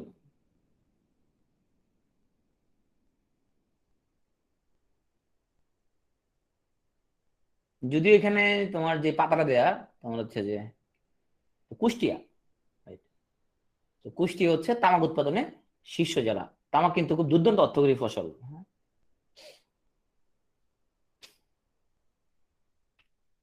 তো পেঁয়াজ উৎপাদনে শীর্ষ, ডানে দেখা যাচ্ছে মূলত তোমার হাসপাতালের ছবি দেখা যাচ্ছে। পাবনায় মানে সার্চ দিলে আমরা সবসময় এটা মনে পড়ে যায় তাই না, পাবনা একটা হাসপাতাল আছে। তো পাবনা কিন্তু শুধু হাসপাতাল চিকিৎসা করা হয় না, ওখানে কিন্তু পেঁয়াজও আছে। তো বুঝো পাবনা কিন্তু অনেক ধনী কিন্তু, তাই না? আর পেঁয়াজের যে দাম ভাই রে ভাই, পাবনার লোকের মানে পুরা তো গোল্ড পুরা, তাই না? পুরো গোল্ড ওদের পেঁয়াজ মানে তো তোমার হচ্ছে যে দামি গহনা। আর লক্ষ্মীপুরে তো ওখানের মধ্যে কি আছে, সয়াবিন, ওরা ভাই ওরা পয়সা হলো সব এলাকা ওগুলা। 600। তো তুমি যদি যাও এরকম, তোমার গোলাপ দিয়ে কোন এলাকার লোকজন তোমাকে বরণ করে নিবে বলো? গোলাপ, হ্যাঁ আলামিন এইবার কিন্তু কারেক্ট দিতে পারছে। আলামিন অনেক অভিজ্ঞতা আছে প্রচুর, তাই না? আলামিন ঘটনা আলাম কি আলামিন কিভাবে বলে দিলে এক চান্সে। সো গোলাপ হচ্ছে যশোর। ও তোমার বাড়ি যশোর, ওকে ঠিক আছে, তুমি সবার জন্য গোলাপ পাঠাইও, সবার জন্য না, আবার একজনের জন্য পাঠাইও, আপাতত আমার জন্য পাঠাইও কিছু গোলাপ, তো পরে অন্যদের জন্য পাঠাবো আর কি। পাট, বলো পাট। পাট,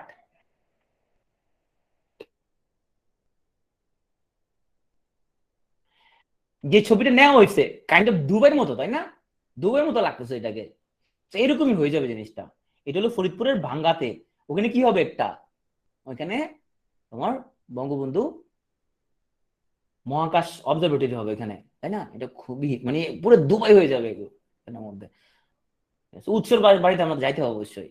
তো ফরিদপুর ভীষণ ডেভেলপমেন্ট হবে এখানের মধ্যে, অলরেডি কাজ শুরু হয়ে গেছে। তো পাট উৎপাদনে বাংলাদেশ হলো সেকেন্ড, প্রথম হচ্ছে ভারত। আর বাংলাদেশ সবচেয়ে বেশি রপ্তানি করে ভারতে। দেখো ভারত কিন্তু নিজেরও প্রডিউস করে, আর বাংলাদেশ থেকে কিনে নেই, ওরা এটাকে খুব ভালোভাবে কাজে লাগাতে পারতেছে। চা, চা, তো চা উৎপাদন শীর্ষ হচ্ছে এবারে এনি দত্ত। ওকে, সিলেট না রে ভাই, এনি দত্ত মাইন্ড করবে রে, শীর্ষ জেলা, জেলা নট সিলেট। সিলেটে কি চা উৎপাদন হয় নাকি কত বেশি? মৌলভীবাজার, রাইট।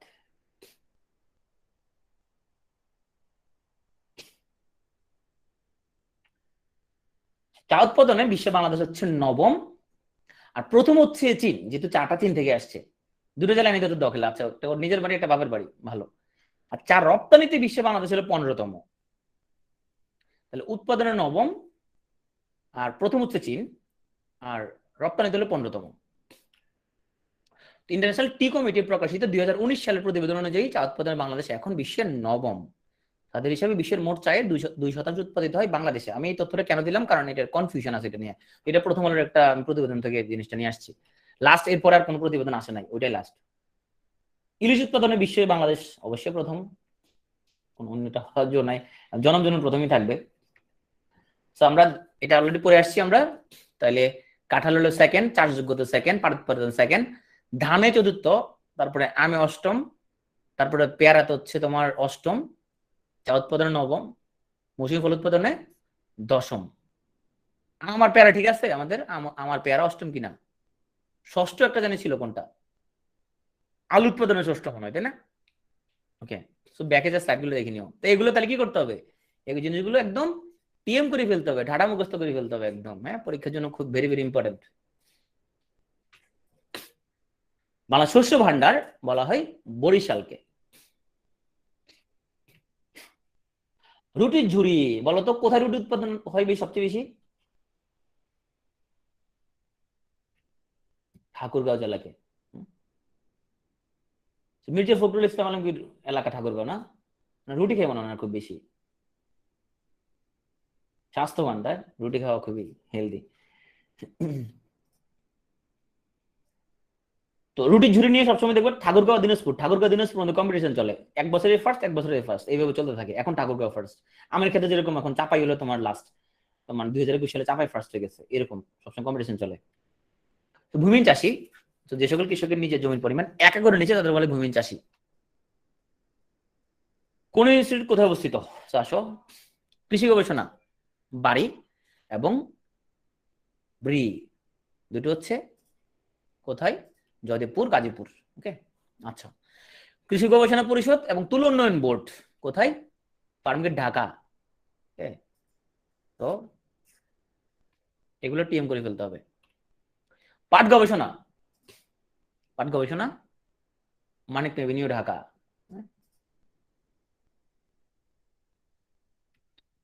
পাট গবেষণা বোর্ড, দেখো পাট গবেষণা ইনস্টিটিউট এটা মানিক এভিনিউ, ঢাকা।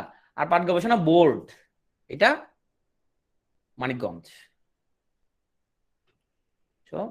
পরমাণু কৃষি গবেষণা বিনা, এটা কোথায়? ময়মনসিংহ।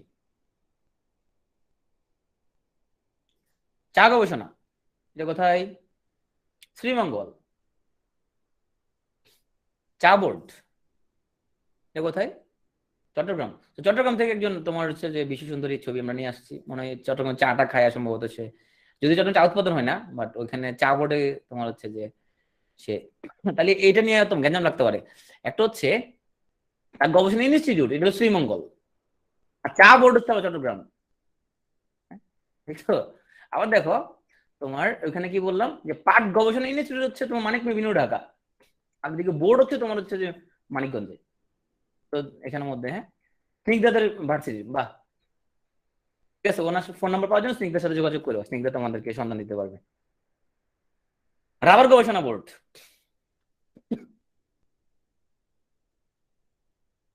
তা চট্টগ্রাম। সারা ইউনুস নোবেল পাইয়ে, এটা 2007 সালে তোমার যখন উনি নোবেল পাই প্রথম, তোমার হচ্ছে যে প্রথম তো একবারই নোবেল পাই মানুষ, তখন আজাদিতে হেডলাইন ছিল আর ইউনুস নোবেল পাইয়ে। আম গবেষণা কেন্দ্র, তো মাহিয়া মাহির অনেক ভক্ত আছে এখানের মধ্যে। ও রেস্টুরেন্ট দিছে মনে একটা, ও নাকি সেদিন কাশির ভাইয়া বিক্রি করছে। ওর বাড়ি কই? আম গবেষণা কেন্দ্র বলো কোথায়? আম গবেষণা কেন্দ্র চাপাই, ওকে, না রাজশাহীতে না, চাপাই। আম গবেষণা কেন্দ্র চাপাই। So Mahia Mahi is from Chapai, not from Rajshahi. Bangladesh sugar crop গবেষণা ইনস্টিটিউট, সো কোথায়? ঈশ্বরদী পাবনা। এবং ডাল গবেষণা কেন্দ্র ঈশ্বরদী পাবনা।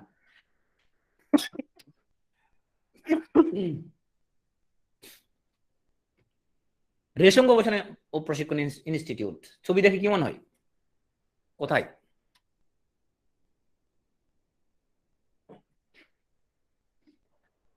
রাজশাহী, রাইট। কার বাড়ি এটা রাজশাহীতে?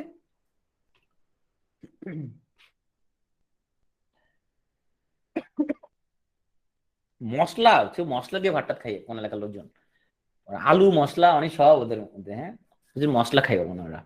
হচ্ছে যে শিবগঞ্জ বগুড়া মশলা গবেষণা কেন্দ্র। তো কৃষি সম্প্রদায় প্রতিষ্ঠান আমরা দেখি যে এগুলো শেষ। কৃষি বিভাগ 1870 সালে ব্রিটিশ সরকার বাংলায় প্রথম কৃষি বিভাগ প্রতিষ্ঠা করে, 1870 সালে। কৃষি গবেষণা ল্যাবরেটরি 1909 সালে ঢাকার ফার্ম গেটে। সো আমরা কিন্তু শেরে বাংলা পড়ার সময় পড়ছিলাম শেরে বাংলা কৃষি ভার্সিটি কি হয়েছিল প্রথম একটা, তার প্রথম ভার্সিটি ছিল না কিন্তু। 1938 সালে কে প্রতিষ্ঠা করছিল? এ কে ফজলুল হক, তাই না? ওনার নাম অনুসারে হয়েছে। তো এটা হচ্ছে বাংলাদেশ ও দক্ষিণ এশিয়ার প্রাচীনতম কৃষি শিক্ষা ও গবেষণা প্রতিষ্ঠান। শিক্ষা প্রতিষ্ঠান রাজধানী ঢাকা, শেরে বাংলা নগর অবস্থিত। তো প্রথম কি ছিল? The Bengal agriculture institute. 2001 সালে এটা বিশ্ববিদ্যালয় উন্নতি হয়। সো তোমার দি বেঙ্গল এগ্রিকালচারাল ইনস্টিটিউটটা ওটা কিন্তু দীর্ঘদিন ময়মনসিংহ এগ্রিকালচারাল ইউনিভার্সিটির আন্ডারে কিন্তু ছিল, দীর্ঘদিন তার আন্ডারে ছিল। তো 2001 সাল থেকে যেহেতু সে নিজে ইউনিভার্সিটি হয়ে গেল, তখন বেঙ্গল এগ্রিকালচার ইনস্টিটিউট এখন শেরেবাংলা কৃষি বিশ্ববিদ্যালয়। সো বিএডিসি 1961 সালে ঢাকায় প্রতিষ্ঠিত হয়।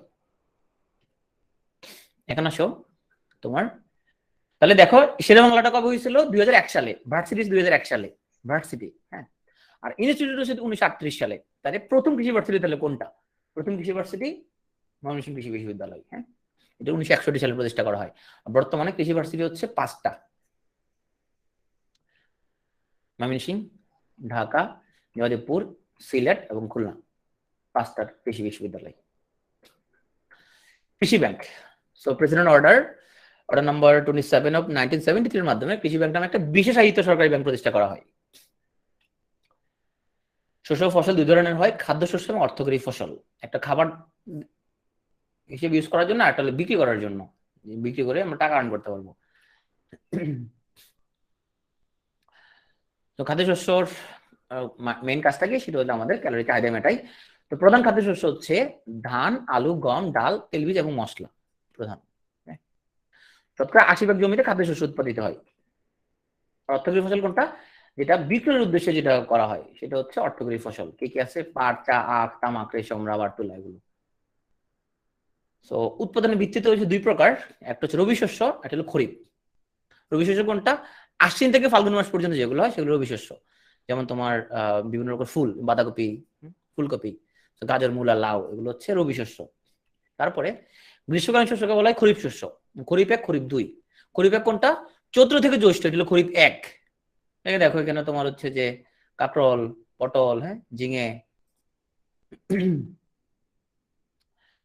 খরিফ 2 হচ্ছে আষাঢ় থেকে ভাদ্র, দেখি তাল, হ্যাঁ, জলপাই, আমলকি, এগুলো হচ্ছে খরিফ 2।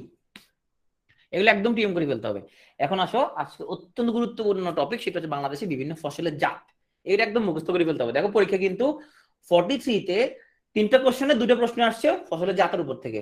তাহলে মানে তুমি বুঝতে চেষ্টা করো যে কত বেশি গুরুত্বপূর্ণ এই টপিকটা। দেখো গুরুত্ব বোঝানোর জন্য এখানে রাখছি। 43টা তো আমি দেখাইলামই।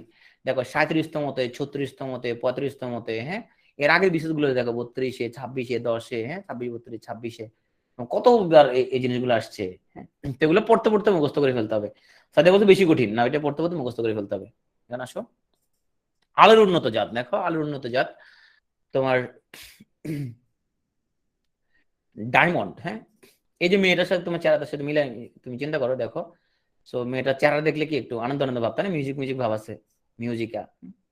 ননির পুতুল মনে হয় না এটা দেখলে, মানে ননির পুতুল, ননিতাল, হ্যাঁ, খুব সুন্দরী, তাই সুন্দরী। দেখো এটা দেখে তোমাকে চমকিত হয়েছে, তোমার দেখো আলুর মধ্যে ও শুয়ে আছে, চমক, মিল আছে এখানের মধ্যে। পুরো ডায়মন্ড মেয়েটা, কি বলো? ডায়মন্ড একদম, ডায়মন্ড এবং হীরা। আলু, গ্রানোলা, কার্ডিনাল, হ্যাঁ, কুফরি, হ্যাঁ কুফরি, কুফরি। সব মুসলমানরা সে তো ধরো যে আল্লাহ কথা বিশ্বাস করে না, তাকে তো কাফের বলবো, তাই না? ও সম্ভবত সে আল্লাহ কথা বিশ্বাস করে না, আমি জানি না অবশ্যই বিশ্বাস করে কিনা। তো কুফরি ওখানে মনে রাখা যেতে পারে। হ্যাঁ, খেয়ে আলুর মতো হয়েছে, রাইট, সিন্দুরি। সে অনেক মিল আছে তো, এই তুমি এই চেহারা মনে করে বলবা। তো তুমি হচ্ছে যে ও চেহারা মনে করলেই তো, তা নামে মাঝে মধ্যে ক্লাসে আসি, দেখে আমি আবার স্লাইডের মধ্যে মেয়েদের ছবি ইউজ করছি কিনা মাঝে মধ্যে চেক দিতে আসে। হ্যাঁ, যাক ও ক্লাসে আসলে আমি আবার স্লাইড চেঞ্জ করে ফেলি। তাহলে এই চেহারা মনে রাখবা, দেখবা তুমি মনে পড়ে যাবে আলুর উন্নত জাত কোনটা কোনটা আছে, একদম ধরো মনে পড়ে যাবে। আচ্ছা, কলার উন্নত জাত। হুম, তাহলে দেখো অগ্নিশ্বর, এটাও সুন্দর আছে নামগুলো। কানাইবাসী, মোহনবাসী, খুবই সুন্দর নাম, মানে অসাধারণ, মানে কলা নামগুলো খুবই। অমৃত সাগর, হ্যাঁ, সিঙ্গাপুরি, সবৃত, জানোই এটা খুব কমন। বিট জবা, মানে সব সুন্দর সুন্দর নাম, এগুলো কলার উন্নত জাত। অগ্নিশ্বর, কানাইবাসী, মোহনবাসী, মানে কি সুরেলা একটা ভাব, মানে শুনতেই তো তোমার হচ্ছে যে অনেক মজা লাগে, তাই না? এখন আসো পাটের উন্নত জাত। হ্যাঁ, এই দেখো পাটের উন্নত জাত, এই যে পাট দিয়ে বানানো তোমার হচ্ছে ব্যাগ। হ্যাঁ, তোমার হচ্ছে যে মেয়েরা কালি কালি চুল এখানের মধ্যে। সো CBL1, CB3, হ্যাঁ, এগুলো তোমার হচ্ছে যে ও সাগর কলা, চম্পা কলা, এগুলো উন্নত জাত না, এগুলো এগুলো অনুন্নত জাত। তো তোষা 1, তোষা 3, মানে তোষা 1, 2, 3 যেগুলো আছে সেগুলো রবি। আচ্ছা, পাটের উন্নত জাত। তারপর আসো তোমার এই দেখো মেয়েটা দেখতে সাদা একদম ভুট্টার মতো, হ্যাঁ, শুভ্র একদম। সো শুভ্র। এই দেখো বর্ণালী, এই দেখো ওর হেলমেট, হেলমেট কত রকম বর্ণ আছে এখানের মধ্যে, বর্ণালী। হ্যাঁ, তারপর দেখো পড়াশোনা করে আবার ভুট্টা বেচতেছে। ওর হচ্ছে তোমার এর ফলে তোমার টাকা পয়সার উত্তরণ হবে ওর এখান দিয়া। বর্ণালী, শুভ্র এবং উত্তরণ। হ্যাঁ, ওকে বিয়ে করতে তো মোহর লাগবে, এই যে মোহর লাগবে কিন্তু। হ্যাঁ, আর মেয়েটা কিন্তু সুপার সুইট, এটা কিন্তু আর তোমার মানে বলার অপেক্ষা রাখে না, কি বলো? তোমার একমত তো না? এটা সুপার সুইট একদম, কর্ন বিক্রি করতেছে সে। তাহলে দেখো এটা ভুট্টার উন্নত জাত।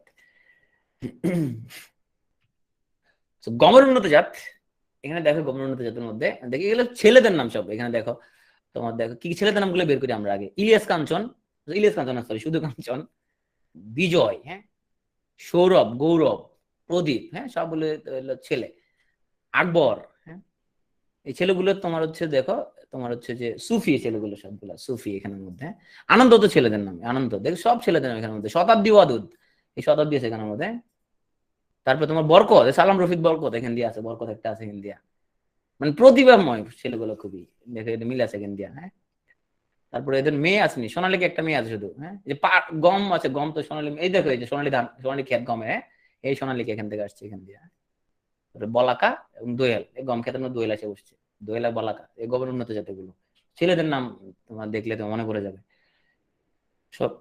ধানের উন্নত জাত, এই যে ভাই দেখো তুমি হচ্ছে ধান ইয়ে করতেছে, ধান কাটছে ভাই, এখানে আমাদের হেল্প করতেছে কৃষকদের অনেক, কাঁচা ধান কেটে ফেলে কৃষকদের হেল্প করতেছে ভাই অনেক। ভাই অনেক সেরা।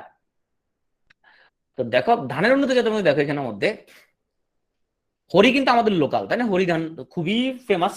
এবং মানে বিজ্ঞানী হওয়ার জন্য তোমার হচ্ছে একটা অনুসন্ধিৎস মন লাগবে। এই হরিধান আবিষ্কারের কাহিনী আমরা পত্রিকা পড়ছি, তাই না? যে কিভাবে উনি হরিধান নিয়ে আসে, উনি যখন দেখলো যে এক বছর ধানের প্রোডাকশন খুব ভালো হচ্ছে, তখন উনি আলাদা করে রেখে দিছে, আলাদা করে একটা জমির মধ্যে লাগাইছে। তো এগুলার স্প্রেড করলো। এরপর উনি সেগুলো নিয়ে আবার পরের বছর ওগুলো কিন্তু খাই নাই, কিন্তু আবার একটা জমিতে লাগাইছে, আবার ওগুলো স্প্রেড করতেছে। এই যে বিজ্ঞান ভিত্তিক একটা মন দরকার। উনি তো তোমার কোথাও মাস্টার্স করে না কৃষিতে, তাই না, পিএইচডি করে নাই, বাট ওনার অন্তরটা বিজ্ঞানী। পরিধান আসছে দেখো। তবে তোমার হচ্ছে যে হীরা।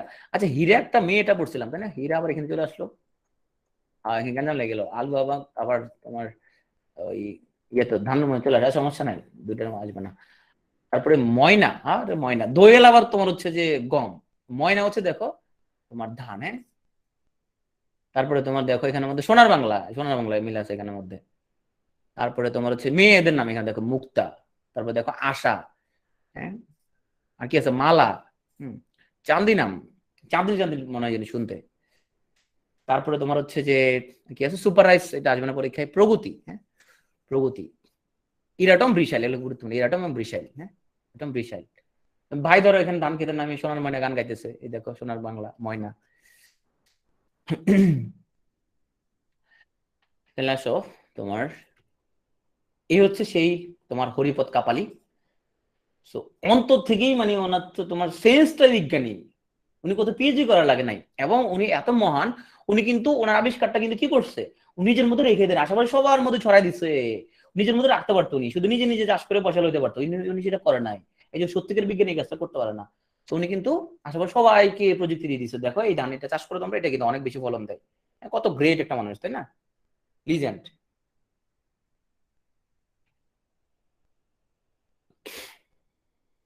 তুলার উন্নত জাত, রূপালী, ডেলফোস এবং সিবি10, তুলার উন্নত জাত।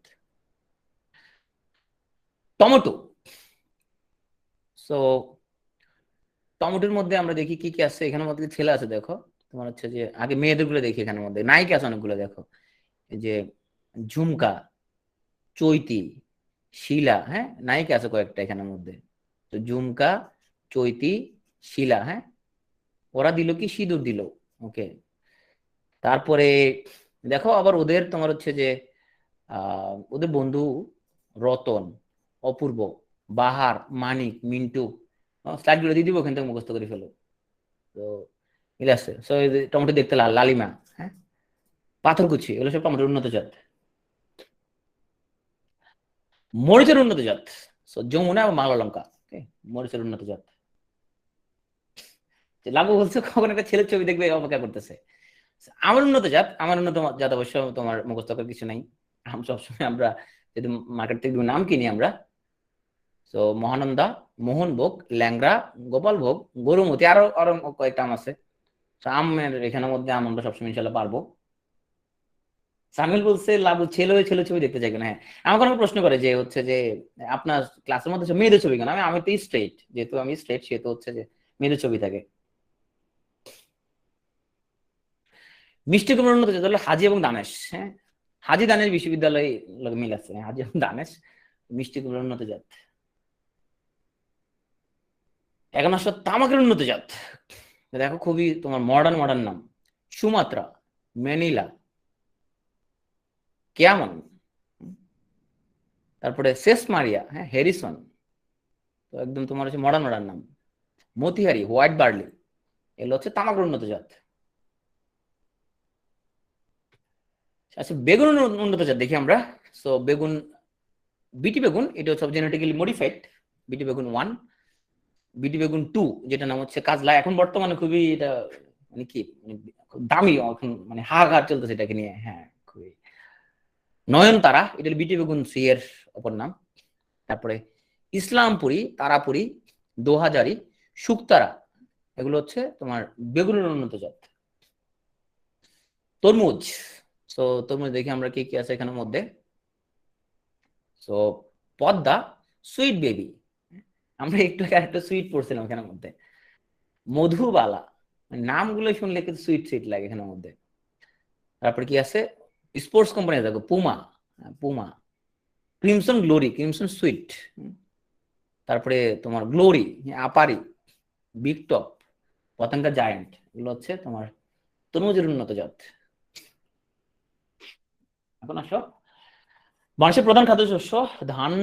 আবাদি জমির মোট 20 ভাগ জমিতে করা হয়। ধান হচ্ছে 3টা, আউশ, আমন এবং বোরো। তো বোরো ধান হচ্ছে অগ্রহায়ণ মাসের প্রথম সপ্তাহে রোপণ করা হয় এবং বৈশাখ মাসে কাটা হয়।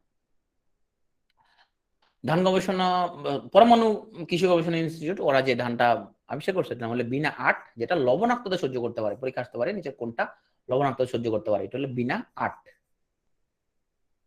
ধান উন্নত উৎকৃষ্ট মানের ধান হিসেবে বরিশাল এবং পটুয়াখালী অঞ্চলের বালাম ধান খুব বিখ্যাত, দিনাজপুরের কাটারি ভোগ খুব বিখ্যাত, ময়মনসিংহের বিরই এবং নোয়াখালী ও কুমিল্লা অঞ্চলের কালেজিরা ও চিনিগুড়া বিশেষভাবে উল্লেখযোগ্য। আচ্ছা, যে মিনিকেট চাল যে আমরা খাই, মিনিকেট নামে কোনো চাল আছে? মিনিকেট, যে মিনিকেট আমরা যে খাই, মিনিকেট নামে কোনো আসলে ধান নাই, এটা পুরোটা ফেক এবং ফাউল। এটা হচ্ছে পুরো তোমার রাইস মিলরা কেটে কেটে কেটে কেটে দেখে, এটা কিন্তু খুব একটা ভালো জিনিস না, পুষ্টিগুণটা নষ্ট হয়ে যায়। তো প্রথম যে উচ্চ ফলনশীল, উপসি মানে উচ্চ ফলনশীল ধান, উপসি এটা হচ্ছে ইরি 8। তো অপরাজিতের কাছ থেকে আমরা কৃষি বিষয়ক একটা পোস্ট আমরা আশা করি, তাই না? তো একটা আমাদের কৃষি বিষয়ক জিনিসপত্র নিয়ে একটা পোস্ট লিখলে আমরা বরং অনেকে উপকার পাইতে পারি। সোনালী আঁশ বলা হয় পাটকে। 2010 সালে পাটের জিন বিন্যাস আবিষ্কার করে মাকসুদুল আলম, আর 3টে জিনোমের ক্ষেত্রে আন্তর্জাতিক স্বীকৃতি পেয়েছে বাংলাদেশ। ওকে, তো আমরা বলছিলাম ভারত শীর্ষে, বাংলাদেশ হলো দ্বিতীয়। শ্রেষ্ঠ পাট বলে ময়মনসিংহ, ঢাকা, কুমিল্লা। সবচেয়ে বেশি পাট উৎপাদন হয় ফরিদপুর জেলায়, অলরেডি বলা হয়েছে। পাট থেকে জুট পলিমার তৈরি পদ্ধতি আবিষ্কার প্রতিকৃত বাংলাদেশের বিজ্ঞানী মোবারক আহমদ খান। এই যে দেখো উনি পাট দিয়ে এই যে পলিমার বানিয়েছে, দেখো এই যে তোমার ব্যাগ, হ্যাঁ সোনালী ব্যাগ। যদি উনি এই পর্যন্ত যাইতে ওনাকে প্রচন্ড কাঠখড় পড়াই দিয়েছে, মানে ভয়ঙ্কর কষ্ট করতেছে। ওনার পত্রিকা অনেক আর্টিকেল পড়ছিলাম, প্রচুর। উনি অনেক জায়গায় ধর্ণা দিচ্ছে, মানে কই প্রথমে পাত্তা দিয়ে নাই, এগুলো হবে না। এটা বাজারে বাণিজ্যিক ভাবে আসবে আসবে। তো জুটন এটা হলো তোমার জুট এবং হচ্ছে তোমার হচ্ছে কটন, হ্যাঁ। 70% পাট, 30% তুলা। ডক্টর মোহাম্মদ সিদ্দিকুল্লাহ হচ্ছে এটার আবিষ্কারক। রিবন রেটিং এটা হলো পাট পছন্দের পদ্ধতি। গম দ্বিতীয় প্রধান খাদ্যশস্য, শীতকালে তোমার চাষ হয়। ভুট্টা হলো ব্র্যাক উৎপাদিত হাইব্রিড ভুট্টার নাম হচ্ছে উত্তরণ, পরীক্ষা আসছিল। আর ভুট্টা উৎপাদনের শীর্ষ হচ্ছে, না আমরা রংপুর। ভুট্টা উৎপাদনের শীর্ষ হচ্ছে বর্তমানে কোনটা, না ভুট্টা উৎপাদনের শীর্ষ কোনটা বলো? দিনাজপুর মনে হয় পড়ছিলাম। দিনাজপুর, রাইট। ঠাকুরগাঁও হচ্ছে তোমার গম, মির্জা ফখরুল ইসলাম আলমগীর। আসলে এখানের মধ্যে তোমার এলাকাগুলোর মধ্যে কম্পিটিশন চলে, তোমার কখন কে ফার্স্ট কখন সেকেন্ড হবে, আমাদের ট্র্যাক রাখতে হবে জিনিসটা। চা 1840 সালে প্রথম চা বাগান প্রতিষ্ঠা হয় চট্টগ্রামে। আর বাণিজ্যিকভাবে চা চাষ হয় সিলেটের মালনীছড়ায় 1857, মানে ঠিক 17 বছর পরে। কেন চা উৎপাদন হয় সিলেটে? কারণ পাহাড় এবং প্রচুর বৃষ্টি। তো পঞ্চগড়ে অর্গানিক মিনা চা প্রথম বাজারজাত শুরু করে কাজিয়ান কাজি টি এস্টেট, হ্যাঁ অলরেডি অনেক পপুলার। সবচেয়ে বেশি চা রপ্তানি হয় বাংলাদেশ থেকে কোথায়? বাংলাদেশে সবচেয়ে বেশি চা কিনে কে? পাকিস্তান। পাকিস্তান, রাইট। উৎপাদিত চায়ের রপ্তানি করে 65%। আর অর্গানিক চা বললাম পঞ্চগড়। প্রথম অর্গানিক চার নাম হলো মিনা চা, হ্যাঁ মৌলভীবাজার অলরেডি বলা হয়েছে। 2 প্রকারের চা, কালো চা, সবুজ চা। আর বর্তমানে দেশে চা বাগান হচ্ছে 167টা। এই লোকজন আমার এইদিকে তাকাও, তুমি ডান দিকে তাকাচ্ছো কি জন্য? এখানে নায়িকার ছবি দিয়েছে, ওখানে টাকা, এটা মডেল দিয়েছে স্লাইডের মধ্যে। পত্রিকা দেখো না, ধরো প্রথম আলো নকশা উল্টালে কি দেখো এখানের মধ্যে? ধরো শশার উপকার ব্যাখ্যা করবে, এখানে একটা শশা একটা মেয়েকে এখানে মধ্যে দাঁড় করাই দিচ্ছে, হ্যাঁ এগুলো মডেলিং, স্লাইডের মডেলিং। নাহলে তুমি ক্লাস করবে না, নাহলে সেই জন্য লেখার দিকে তাকাও, শুধু নায়িকার দিকে তাকানো কিছু নাই। তো চা তোমার হচ্ছে যে দেশে চা বাজারজাতকরণের একমাত্র নিলাম বাজার হচ্ছে চট্টগ্রামে, আর চা বোর্ড এটাও চট্টগ্রামে। সো জাহিদ পড়ে ফেলছে, ডানে কি লেখছে তাই না? জাহিদ চট্টগ্রাম সম্পর্কে পড়ে ফেলছে। স্নিগ্ধাদের এলাকা, স্নিগ্ধা তোমার হচ্ছে যে, যাই হোক স্নিগ্ধারা ভালো ব্যাখ্যা করতে হবে। স্নিগ্ধা তুমি এরকম গালি দাও কিনা? তো চা পাতায় থাকে তোমার ভিটামিন বি কমপ্লেক্স। তো এখানে একজনকে আমরা চা বানাতে দেখতে পাচ্ছি, দেখো উনি হচ্ছে যে তোমার গ্যাসটার দিয়ে নাকি চা বানাবে এখানের মধ্যে। তো তোমার ওই যে ইউটিউবে একটা ইয়ে দেখে না, একজন তোমার রান্না করে না ওই বাগানের মধ্যে, কি না তার নাম ভুলে গেছে, হ্যাঁ, বাগানের মধ্যে রান্না করে, যে ওই যে আগুন জ্বালানো ছাড়া রান্না বান্না করে ফেলে, খুব পপুলার হয়ে গেছে, যে যদি একটু অস্থির টাইপের। যাই হোক, তোমার এই উনি হচ্ছে তোমার এই যে বাগানের মধ্যে রান্না বান্না করতেছে, আর টানা বান্না চলে আসছে। আচ্ছা, না, আমি চিনি না, আমি চিনি না, তুমি একদিন বলছো তো, সেখান থেকে দেখছি আর কি। আমি দেখি না এই জিনিসটা, তুমি বলছো যে যেগুলো না দেখতে, যে সানোয়ার বলছে কি রিম্পি। আচ্ছা, যাই হোক, আলু, এই পটেটো শব্দটা আসে স্প্যানিশ পাটাটা থেকে, বাংলায় আলু আনা হয় নেদারল্যান্ড থেকে। এই বিলেতি আলু শব্দটা খুব পপুলার, তাই না? কারণ এটা ব্রিটিশরা যখন বাংলাদেশে আসছে তখন ওরা নিয়ে আসছিল, আগে এখানে আলু কিন্তু ছিল না বাংলাদেশে, এই জন্য এটা বিলেতি আলু বলা হয়। এই ওয়ারেন হেস্টিংস আমরা জানি সে খুব ভালো লোক, এবং সে অনেক ভালো ভালো কাজ করছিল, এই হেস্টিং বাই নিয়ে আসছিল বাংলাদেশে আলু। সর্ববৃহৎ খাদ্য গুদাম, এটা হলো বগুড়ার সান্তাহারে, এই হচ্ছে সর্ববৃহৎ খাদ্য গুদাম। পাশের ছবি, উনি হচ্ছে তোমার ওয়ার্ল্ড রেকর্ড ধারী, উনি প্রচুর আলু খায়, মানে আলু খাওয়ার বিশ্ব রেকর্ড, হ্যাঁ, আলুর উপরে থাকে সে। মৌমাছি চাষকে বলা হয় এপিকালচার। তারপরে কেন মৌমাছি লাতিন নাম এপিস, এপিস থেকে এপিকালচার। মৎস্য চাষকে বলে পিসিকালচার, কেন? কারণ মাছের ল্যাতিন নাম হচ্ছে পিসি। ফুল চাষ বিদ্যা, এটা হলো ফ্লোরিকালচার। রেশম পোকা চাষকে বলা হয় সেরিকালচার, রেশম পোকা চাষ। তো লাতিন সেরিকামের অর্থ হলো সিল্ক, সেখান থেকে আছে, যেহেতু রেশম পোকা থেকে সিল্ক বের হয়। বাগদা চিংড়ি, যেটা মূলত লবণাক্ত পানিতে হয়, সেটি চাষ করলে শ্রিম্প কালচার। পাখি পালন বিদ্যা, সো পাখির লাতিন নাম হলো এভিস, সেখান থেকে আসছে এভিকালচার। মুক্তা চাষকে বলা হয় পার্ল কালচার। হাইড্রোপনিক্স, যেটার মাধ্যমে কি হয়, মাটি ছাড়া ফসল উৎপাদনের একটা পদ্ধতি, এখানে কমপ্লিট পানি দিয়ে ফসল উৎপাদন করা হয়, হাইড্রোপনিক্স। এরোফনিক্স, এখানে পানিটা স্প্রে করে দেওয়া হয়, জাস্ট এখানে একদম হাওয়ার মধ্যে থাকে গাছটা, পানিটা যতটুকু লাগবে স্প্রে করে, এরোফনিক্স। তো জুম চাষ তোমার হচ্ছে যে হিল ট্যাক্স, একদম বিশেষ চাষ পদ্ধতি, যেটা করা হয় পাহাড়ে আগুন লাগাই দেওয়া হয়, এবং গাছপালা যখন পড়ে যায় তখন ওই এলাকার মধ্যে তেমন চাষ করা হয়। আদর্শ মৃত্তিকার গঠনটা একটু আমরা ব্যাখ্যা করি। আদর্শ মৃত্তিকার মধ্যে 45% থাকবে খনিজ, পানি থাকবে 25%, বাতাস থাকবে 25%, আর বিভিন্ন প্রকারের জৈব পদার্থ থাকবে তোমার হচ্ছে যে 5%।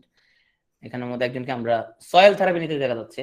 তোমাদের কারো যদি খুব সুন্দর হইতে হয়, তুমি যা বাড়িতে খাল থাকলে খালের মাটি দিয়ে সুন্দর করে সয়েল থেরাপি নিতে পারো, এরকম, হ্যাঁ, সুন্দর হয়ে যাবে চেহারায়, মাটি লাগার রোদে বসে থাকবা।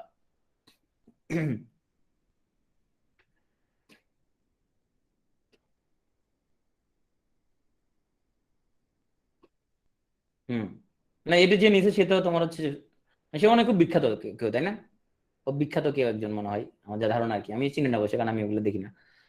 তো বেলে মাটি, এটা যেটার মধ্যে জৈব পদার্থ খুব কম থাকে, এবং তোমার হচ্ছে যে উচ্চ পদে পানি ধারণ ক্ষমতা কম থাকে বেলে মাটির, হ্যাঁ, এটা পানি খুব শোষণ করতে পারে কম, এবং এখানে জৈব পদার্থ কম থাকে।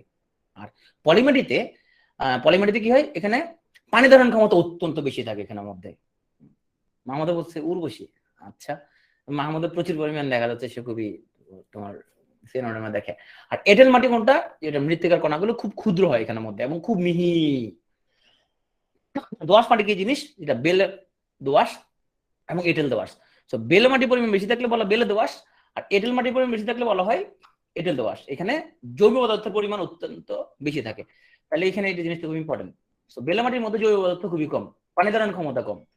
পলিমাটির পানি ধারণ ক্ষমতা কিন্তু খুবই বেশি, উর্বর, হ্যাঁ। এঁটেল মাটি এটা খুবই মিহি, একদম মিহি খুবই, হ্যাঁ, মৃত্তিকার কণা খুব ক্ষুদ্র হয়। ভাস্কর্য বানানোর জন্য যেগুলো তোমার হচ্ছে, যেগুলো এঁটেল মাটি ইউজ করা হয়, একদম মিহি থাকে এগুলো। বেলে মাটি দিয়ে কিন্তু ভাস্কর্য বানালে কিন্তু ভেঙে পড়ে যাবে। তো ভাওয়ালগড়, এটা প্রথম জাতীয় উদ্যান 1973 সালে, ছেড়ে দিব কিছুক্ষণের মধ্যে। মধুপুর জাতীয় উদ্যান, এটা হচ্ছে তোমার 1982 সালে। তো বর্তমান জাতীয় উদ্যান হলো 18টা। সর্বশেষ শেখ জামাল ইনানি জাতীয় উদ্যান, পানি সম্পদ, মানে পানি সম্পদের সবচেয়ে বেশি চাহিদা হলো কৃষি খাতে, আর পানি জলের উপর নির্ভর করে মানুষজন নলকূপের পানির উপরে। আর প্রথম আর্সেনিক ধরা পড়ে 93 সালে চাঁপাইনবাবগঞ্জে। আর্সেনিক পাওয়া গেছে 61টা জেলায়। আর 3টা জেলা খুব ভালো, রাঙামাটি, খাগড়াছড়ি, বান্দরবান, পার্বত্য জেলায়। এখানে তেমন একটা আর্সেনিক পাওয়া যায় না। তো বিপজ্জনক মাত্রায় আর্সেনিক পাওয়া গেছে তোমার অগভীর যে নলকূপ যেগুলো, সেগুলোতে সবচেয়ে বেশি হলো চাঁদপুর। খুবই ভয়ঙ্কর অবস্থা। বিশ্ব স্বাস্থ্য সংস্থা বলছে 0.01 থাকলে তোমার গ্রহণযোগ্য। বাংলাদেশের জন্য একটু বাড়াই বলছে 0.05 হলে ভালো, কিন্তু পাওয়া গেছে 1.01, অনেক বেশি পাওয়া গেছে, 20 গুণ। ভয়ঙ্কর অবস্থা। আর্সেনিক ট্রিটমেন্ট প্ল্যান্ট স্থাপন করা হয়েছে গোপালগঞ্জের টুঙ্গিপাড়া স্বাস্থ্য কমপ্লেক্সে। আর প্রথম আর্থ ফিল্টার বানাইছে অধ্যাপক Dulali Chowdhury. So professor Sonu filter বানাইছে আবুল হুসাম। দেখো, আর্থ ফিল্টার হচ্ছে দুলালী, আর সোনু ফিল্টার হচ্ছে প্রফেসর আবুল হুসাম। পানি শোধনাগার 4টা। প্রথম চাঁদনী ঘাট, বৃহত্তম সায়দাবাদ পানি শোধনাগার। প্রথম শেষ প্রকল্প হচ্ছে গঙ্গা কপোতাক্ষ 54 সালে। তিস্তাবাদ লালমনিরহাটে অবস্থিত। লাবু মিয়াদের বাড়ির কাছে অবস্থিত। হ্যাঁ, তোমরা যদি দেখতে চাও লাবুদের বাড়ি চলে যেতে পারো সরাসরি। তিস্তাবাদ আওতাভুক্ত এলাকা হচ্ছে তোমার এই রংপুর, দিনাজপুর এলাকাগুলো। সো ঢাকা নারায়ণগঞ্জ ডেমরা ডিএনডি, এটা হচ্ছে একটা বাঁধ। সো এটা নারায়ণগঞ্জে খুবই আলোচিত প্রকল্প। সো বাকলেন বাঁধ বুড়িগঙ্গা, এটা ঢাকা রক্ষা করেছিল। বাংলাদেশ সীমান্ত থেকে 16.5 কিলোমিটার দূরে ফারাক্কাবাদ, যেটা শুরু হয় তোমার হচ্ছে যে 61 সালে, শেষ হয় 75 সালে। দৈর্ঘ্য 2245 মিটার। অবস্থান মালদহ, মুর্শিদাবাদ জেলা, ভারতের। শেষ। মৎস্য সম্পদ হলো জিডিপির তোমার, আচ্ছা এটা আমি একটা কারেক্ট করে দিব। এটা হচ্ছে আমি লেটেস্টে দেখে কারেক্ট করে দিব, এটা আমি একটু স্লাইডটা পরে দিব। এটা ফিশারিজ রিসার্চ ইনস্টিটিউট, এটা হলো 1944 সালে তোমার হচ্ছে যে প্রতিষ্ঠিত হয় ময়মনসিংহে। একমাত্র প্রাকৃতিক মৎস্য প্রজনন কেন্দ্র হলো হালদা নদীতে। Fisheries training institute Chandpur. আর সরকার ঘোষিত দেশের প্রথম মৎস্য অভয়াশ্রম হলো হাইল হাওর, শ্রীমঙ্গল মৌলভীবাজার। শেষ। তো থার্ড সেক্টর হিমায়িত খাদ্য, আমাদের দৈনিক আমিষের 60% যোগান দেয়। তো দৈনিক আমাদের মাথা পিছু মাছ সরবরাহ হলো 28 গ্রাম। হ্যাঁ, আর কুইজ সিটি হলো খুলনা, যেখানে চিংড়ির জন্য খুবই বিখ্যাত। দুবলাচর বাগেরহাট অবস্থিত, যেটা প্রচুর মাছ মৎস্য সম্পদ পাওয়া যায়। তো 12% আছে ইলিশ থেকে আমাদের টোটাল মৎস্যের। 5 লাখ লোক ইলিশ আহরণে জড়িত, 20 থেকে 25 লক্ষ লোক প্রত্যক্ষ পরোক্ষভাবে জড়িত। তো ইলিশ হচ্ছে তোমার যে প্যাটার্ন লাভ করছে তোমরা জানো। তো বাংলাদেশের প্রথম। আচ্ছা, তেলাপিয়া উৎপাদনে চতুর্থ, হ্যাঁ, বিশ্বে। আর এশিয়ার মধ্যে 3য় স্থান বাংলাদেশ তেলাপিয়া উৎপাদনে। ইলিশের অভয়ারণ্য হলো 6টা। হ্যাঁ, ইলিশের জীবন রহস্য আসলে উদ্ভাবক, এটা নিয়ে অনেক বিতর্ক আছে। সো ঢাকা ভার্সিটি এবং কৃষি ভার্সিটি নিয়ে বিতর্ক। সো আমরা বিতর্কে না যাই। তো তোমার হচ্ছে যে বিশ্বের প্রথমবারের মতো উন্মোচিত হলো আমাদের জাতীয় মাছ ইলিশের পূর্ণাঙ্গ জীবন রহস্য। এই গবেষণায় সাফল্য পেয়েছেন বাংলাদেশ কৃষি বিশ্ববিদ্যালয়ের গবেষকরা। তো যদিও এটা ঢাকা ভার্সিটি তোমার হচ্ছে যে অধ্যাপক হাসিনা খান, উনি হচ্ছে সমন্বয়ক, প্রধান সমন্বয়কারী ছিলেন ওনাদের ঢাকা বিশ্ববিদ্যালয় গবেষণা দলের মধ্যে। সো ওনাদের মধ্যে একটু কনফিউশন ছিল যে আসলে কারা। যাক, কৃষি বিশ্ববিদ্যালয়কে আমরা স্বীকৃতি দিচ্ছি। মৎস্য গবেষণা হচ্ছে ময়মনসিংহে 5টা মৎস্য গবেষণা আছে। সো ময়মনসিংহ হলো স্বাদু পানি, চাঁদপুর হলো নদী কেন্দ্র, খুলনার পাইকগাছায় লোনা পানি কেন্দ্র, তারপরে কক্সবাজার হলো সামুদ্রিক মৎস্য প্রযুক্তি কেন্দ্র, আর বাগেরহাটে চিংড়ি গবেষণা কেন্দ্র। স্বাদু পানির মাছ বৃদ্ধিতে বাংলাদেশ দ্বিতীয়, অলরেডি বলে ফেলছি। প্রাণী সম্পদ, ওকে। তো লর্ড লিল লিডগো উনি তো গবাদি পশু জাত উন্নয়নে ভূমিকা রাখেন, যে উন্নত জাত। দেখো মহাত্মা গান্ধীর সাথে তার এখানে দেখা সাক্ষাৎ। তো বাংলাদেশে প্রথম এই যে উন্নত প্রজাতির যে তোমার এটা তোমার আর্টিফিশিয়াল ইনসেমিনেশন করা হয় প্রথম 5 1995 সালে, মানে সিমেন্ট দিয়ে দেওয়া হচ্ছে এখানে বাংলাদেশি গরুর মধ্যে, বিদেশি গরুর সিমেন্ট। তো গবাদি পশু গবেষণা উন্নয়ন হচ্ছে তোমার ইনস্টিটিউট, সরি, ঢাকা সাভারে। গরু প্রজনন দুগ্ধ খামার হচ্ছে ঢাকা সাভার। বন্য প্রাণী প্রজনন কেন্দ্র হলো করমজল।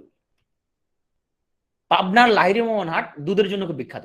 ওকে, এই যে পাবনার রাজা, দেখো দেখছো পাবনার কেউ আছে কিনা এখানে মধ্যে? একজন বলছে পাবনা নাকি সিলভার দেওয়া লাগে। দেখো পাবনার রাজা কিন্তু 51 লাখ। মানে কি রে, দেখছো পাবনার রাজা? এই দেখো পাবনার রাজা। তাহলে হুইজ দ্য পাবনার রানী? পাবনার রানীকে আমরা এখনো দেখি নাই, কিন্তু দেখো পাবনার রাজা, দেখছো কত বড় গরু ভাই, 51 লাখ টাকা বিক্রি হয়েছে এটা। পাবনা আগে কিন্তু তুমি কিন্তু সবসময় বি কেয়ারফুল। পাবনার রাজার দাম কিন্তু 51 লাখ টাকা। উন্নত জাতের গাভী হচ্ছে তোমার হরিয়ানা, সিন্ধি, ফ্রিসিয়ান, জার্সি এবং শাহিওয়াল। এগুলো হচ্ছে তোমার উন্নত জাতের গাভী। ফ্রিসিয়ান সবচেয়ে বেশি দুধ দেয়, সো কত বড় ওলান। আর ব্ল্যাক বেঙ্গল এটা এক ধরনের ছাগল। আর যমুনাপাড়ি ছাগলের নাম হচ্ছে রাম ছাগল। আমরা গালি দেওয়ার সময় এই বেটা তুই একটা রাম ছাগল। তো ব্ল্যাক বেঙ্গল ছাগলের জীবন উন্মোচন করেন অধ্যাপক বজলুর রহমান মোল্লা 2018 সালে। আর কুষ্টিয়া গ্রেড বিশ্ববাজারে বাংলাদেশের ব্ল্যাক বেঙ্গল ছাগলের চামড়ার নাম। আসলে আমরা একটু মুরগি কথাবার্তা বলে আসি। শুনো, সভ্যতার বিকাশে সবচেয়ে বেশি অবদান কার তুমি জানো?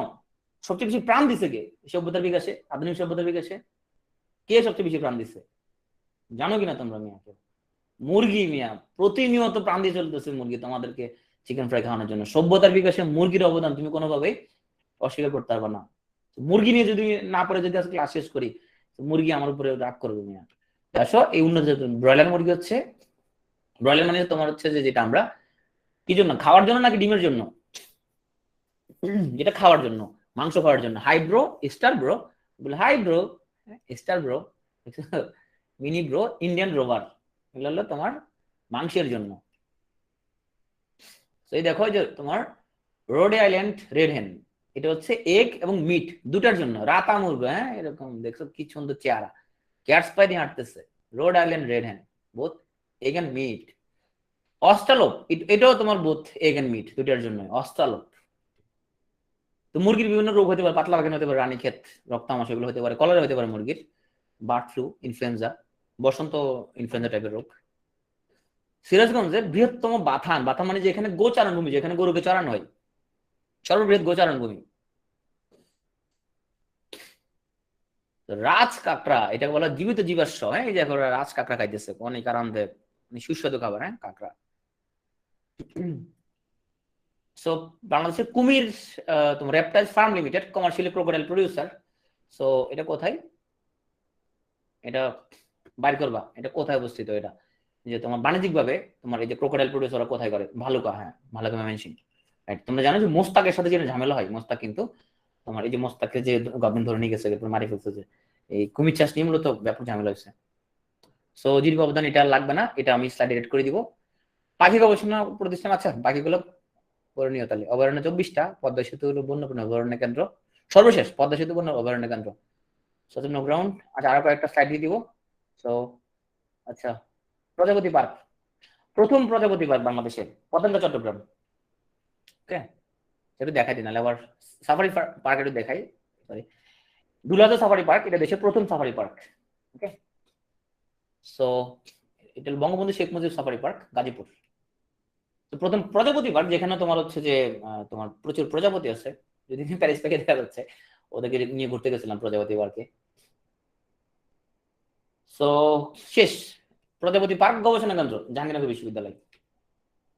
বনজ সম্পদ, আচ্ছা ঠিক আছে, আমরা হচ্ছে বনজ সম্পদ পরে শেষ করে দিচ্ছি। 25% বনভূমি থাকা আবশ্যক, কিন্তু বাংলাদেশে এতটুকু নাই। অঞ্চল হিসেবে বাংলাদেশের বৃহত্তম বনভূমি হলো পার্বত্য চট্টগ্রাম অঞ্চলের বনভূমি। হ্যাঁ, আর পার্বত্যের 3 জেলা বিস্তৃত, মোট বনভূমির পরিমাণ 12,000 বর্গ কিলোমিটার। হ্যাঁ, আর কৃত্রিম ম্যানগ্রোভ বন আছে কক্সবাজারের চকরিয়াতে। হ্যাঁ, তো বন গবেষণা ইনস্টিটিউট কোথায় তাহলে বলো? সবাই কমেন্টে রিপ্লাই করো, বন গবেষণা ইনস্টিটিউট কোথায় বলো? কোথায় বলো? শুনো, আমি যে স্লাইডে পড়াচ্ছি 1.5 ঘন্টা পড়াচ্ছি। তো এটা কিন্তু তোমার বাংলাদেশে অনেক বড় কোচিং। হ্যাঁ, সেখানে 3.5 ঘন্টা 4 ঘন্টা লাগে এটা পড়বে, 4 ঘন্টা পড়তে পারবে না সে, কারণ ও তো তোমার লিখে লেখা পড়াবে, সেটা আরো অনেক বেশি বোরিং। আমরা তো 1.5 ঘন্টা হয় না এখন। চিটাগাং, রাইট। সো চিটাগাং সেরা, তাই না? ওকে, সো এটা হচ্ছে তোমার চিটাগাং। বনশিল উন্নয়ন কর্পোরেশন কোথায় বলো তো? এই যে শাপলা দেখা যাচ্ছে, কোথায় বলো? শাপলা দেখা যাচ্ছে, বনশিল উন্নয়ন কর্পোরেশন কোথায়? Motijheel. Okay. BFIDC, Bangladesh forest industry development corporation. BFIDC এটা হলো বাংলাদেশ ফরেস্ট ইন্ডাস্ট্রিজ ডেভেলপমেন্ট কর্পোরেশনের পূর্ণরূপ। রাষ্ট্রীয় বনভূমি নেই 28টি জেলায়, সরকারি বনের সংখ্যা 17টি। তো টাইডাল বন হচ্ছে যে বন জোয়ারের পানিতে প্লাবিত হয়, ভাটার সময় শুকিয়ে যায়। বৃহত্তম ম্যানগ্রোভ বন হচ্ছে তোমার সুন্দরবন। আর বিভাগ অনুসারে সবচেয়ে বেশি বনভূমি হচ্ছে চট্টগ্রাম বিভাগে 43%, আর সবচেয়ে কম হচ্ছে রাজশাহী বিভাগে 2%। জেলা অনুসারে সবচেয়ে বেশি বনভূমি আছে তোমার বাগেরহাটে। তো 7টা জেলায় পরিবেশ ভারসাম্য রক্ষার জন্য প্রয়োজনীয় বন আছে, বাগেরহাট, সাতক্ষীরা, খুলনা, চট্টগ্রাম, রাঙ্গামাটি, বান্দরবান, কক্সবাজার। উপকূল সবুজ বেষ্টনী প্রকল্প গড়ে তোলা হয়েছে তোমার 10টা জেলায়, মানে গাছ লাগায় তুমি ভাঙন থেকে রক্ষা করবা। প্রথম জাতীয় বন নীতি গৃহীত হয় 1972 সালে। সামাজিক বনায়নের কাজ শুরু হয় 1981 সালে চট্টগ্রামের রাঙ্গুনিয়ায়। জাতীয় বৃক্ষরোপণ শুরু হয় 1972 সালে। দেখো ওরা অনেক বৃক্ষরোপণ করতেছে, 1 2 3 4 5, 3 জন 4 5 6 6 দিন মিলায় অনেক একটা গাছ রোপণ করতেছে, অনেক পরিশ্রম করতেছে, তাই না? তো বেশ পরিশ্রম করতে দেখা যাচ্ছে ওদেরকে, যাতে বৃক্ষরোপণ অভিযানের সময় ওরা বৃক্ষরোপণ করতেছে। পরিবেশ নীতি ঘোষণা করা হয় 1992 সালে। তো পরিবেশের জন্য ক্ষতিকর গাছ হলো ইউক্যালিপটাস। হ্যাঁ, এটা প্রচুর পানি শোষণ করে। বনাঞ্চল থেকে সংগৃহীত কাঠ ও লাকড়ি এটা দেশের মোট জ্বালানি 60% পূরণ করে। সবচেয়ে উঁচু বৃক্ষ বললাম 240 ফিট। আর ইপিলিপিল দ্রুততম বৃদ্ধি, সবচেয়ে দ্রুত বাড়ে। লুকিং গ্লাস ট্রি, সুন্দরী দেখো, এটা হচ্ছে তোমার এটা অ্যালুমিনিয়ামের সিলভারের প্রলেপ থাকার কারণে এটা বলে লুকিং গ্লাস ট্রি, আইনের মতো। নেপিয়ার গ্রাস, এটা হচ্ছে তোমার এক ধরনের ঘাস, সাম্পান এবং নৌকা তৈরিতে ব্যবহৃত হয়। গামার এবং চাপালিশ গাছ। মধুপুর বনাঞ্চলের প্রধান বৃক্ষ হলো শাল। এই যে বৈদ্যুতিক খাম্বা, হ্যাঁ, শাল বৃক্ষ ব্যবহার করা হয়। বাহাদুর শাহ পার্ক প্রাচীনতম একটা পার্ক, এই স্থানে সিপাহীদের ফাঁসি দেয়। বলতো এটা কোথায়, এটা কে বলতে পারবা? বাহাদুর শাহ পার্ক বাংলাদেশের প্রাচীনতম পার্ক, এটা কোথায়? জগন্নাথের সামনে, জগন্নাথ হলের সামনে। বলদা গার্ডেন, এটা হচ্ছে বাংলাদেশের প্রাচীনতম গার্ডেন। হ্যাঁ, তো কারা কারা যাও বলদা গার্ডেনে? বলো তো কারা কারা যাও, তোমরা কারা কারা যাও? আলামিন যায় সবসময়, ও নাহলে কেমনে জানে বাজে জায়গা যে। বনভূমি ধরন তোমার হচ্ছে যে এটা প্রান্ত। আচ্ছা, কয়টা স্লাইড আছে আর? ঠিক আছে, বাকি স্লাইডগুলো তোমরা পড়ে নিও। ও না, পড়ে নিয়ে লাগবে না, দাঁড়াও, শেষ শেষ অল্প একটু আছে, এটা পড়াই দিই, দাঁড়াও, নাহলে আবার টেনশন লাগবে আবার। সো কি কি তোমার আছে? ক্রান্তীয় চিরহরিৎ, পতনশীল পত্রযুক্ত বৃক্ষের বনভূমি। মানে হচ্ছে ক্রান্তীয় চিরহরিৎ মানে যেটা পাতা কখনোই পড়ে না। হ্যাঁ, আচ্ছা, এটা হলো পতনশীল মানে হচ্ছে যেখানে মধ্যে পাতা পড়ে যায়। তারপর হচ্ছে ক্রান্তীয় পতনশীল পত্রযুক্ত বৃক্ষের বনভূমি বা শালবন। গরম বা স্রোতজ বনভূমি হচ্ছে তোমার সুন্দরবন। আর সরকারি মালিকানাধীন তোমার ছন জাতীয় মিশ্র জঙ্গল কিনা বনভূমি আছে। তো দেখো, চিরহরিৎ মানে যেটা পাতা কোনো ঝরে না। কোথায় কোথায় আছে? হিল ট্যাক্সে আছে, সিলেটে আছে। প্রধান বৃক্ষ কোনটা? ময়না, তেলসু, চাপালিশ, গর্জন, গামারি, জারুল, গরই, বাঁশ, বেত, হোগলা, এগুলা। শুয়োর এবং হাতি প্রধান প্রাণী। পতনশীল মানে যেটা পাতা পড়ে যায় পুরোপুরি। কোথায়? ময়মনসিংহ, টাঙ্গাইল, মধুপুর, গাজীপুর জেলার ভালুর উদ্যান, রংপুর, দিনাজপুর বনভূমি। প্রধান বৃক্ষ হলো তোমার হচ্ছে যে গজারি বা শাল, ছাতিম, কুরচি, বহেরা এবং হিজল। সুন্দরবন সাতক্ষীরা, বাগেরহাট 95 বর্গ কিলোমিটার হচ্ছে পটুয়াখালী বরগুনা অবস্থিত। সুন্দরবনের এখানে তোমার সীমা রেখা দেওয়া হয়েছে 89 ডিগ্রি থেকে তোমার হচ্ছে যে, আচ্ছা এটা একটু কারেকশন করতে হবে আমার, পূর্ব দ্রাঘিমাংশ এটা মুখস্থ করবা 21.30 থেকে 23.23 ডিগ্রি উত্তর অক্ষাংশের মধ্যে। সুন্দরবন আয়তন 10,000, তার মধ্যে 6,017 হচ্ছে বাংলাদেশ, 24 হচ্ছে তোমার বর্গ মাইলে যদি বলি, 62% বাংলাদেশে, বাকিটা ভারতে। সুন্দরী গাছ লাগে খুঁটি তৈরিতে। গেওয়া কাঠ কিসে লাগে বলো তো? গেওয়া কিসে কাজে লাগে? ম্যাচ বানাইতে, রাইট। পেন্সিল তৈরিতে ব্যবহৃত কি হয়? ধুন্দল কাঠ, হ্যাঁ, পেন্সিল তৈরিতে ব্যবহৃত হয়। কুরচি ছাতার বাট তৈরিতে কাজে লাগে। সুন্দরবনে বাঘ গণনায় যে ব্যবহৃত পদ্ধতি তাকে বলা হয় পাগমার্ক। হ্যাঁ, ও ক্যামেরা পদ্ধতি, দুটাই একসাথে ব্যবহার করা হয়। সুন্দরবনের অভয়ারণ্য হচ্ছে হিরন পয়েন্ট, কাটকা এবং আলকি দ্বীপ। পূর্ব পশ্চিমে আছে বলেশ্বর, রায়মঙ্গল নদী। রয়্যাল বেঙ্গল টাইগারকে বলা হয় ফ্ল্যাগশিপ প্রজাতি। সুন্দরবনে 2 প্রজাতির হরিণ দেখা যায়, মায়া এবং চিত্রা হরিণ। গোলপাতা সংগ্রহকারীদের বলা হয় বাওয়ালি। মৌলি হচ্ছে সুন্দরবনের মধু সংগ্রহকারী। পচার দিঘাজি, এটা হচ্ছে বিখ্যাত লোক যে তোমার হচ্ছে যে তার জীবনে অনেকগুলো বাঘ শিকার করছিল। So thank you. Samil Arifin বলো, স্যারগুলো দিয়ে দিব। কালকে ক্লাস নিতাম না? আচ্ছা ঠিক আছে, কালকে ক্লাস নিব না।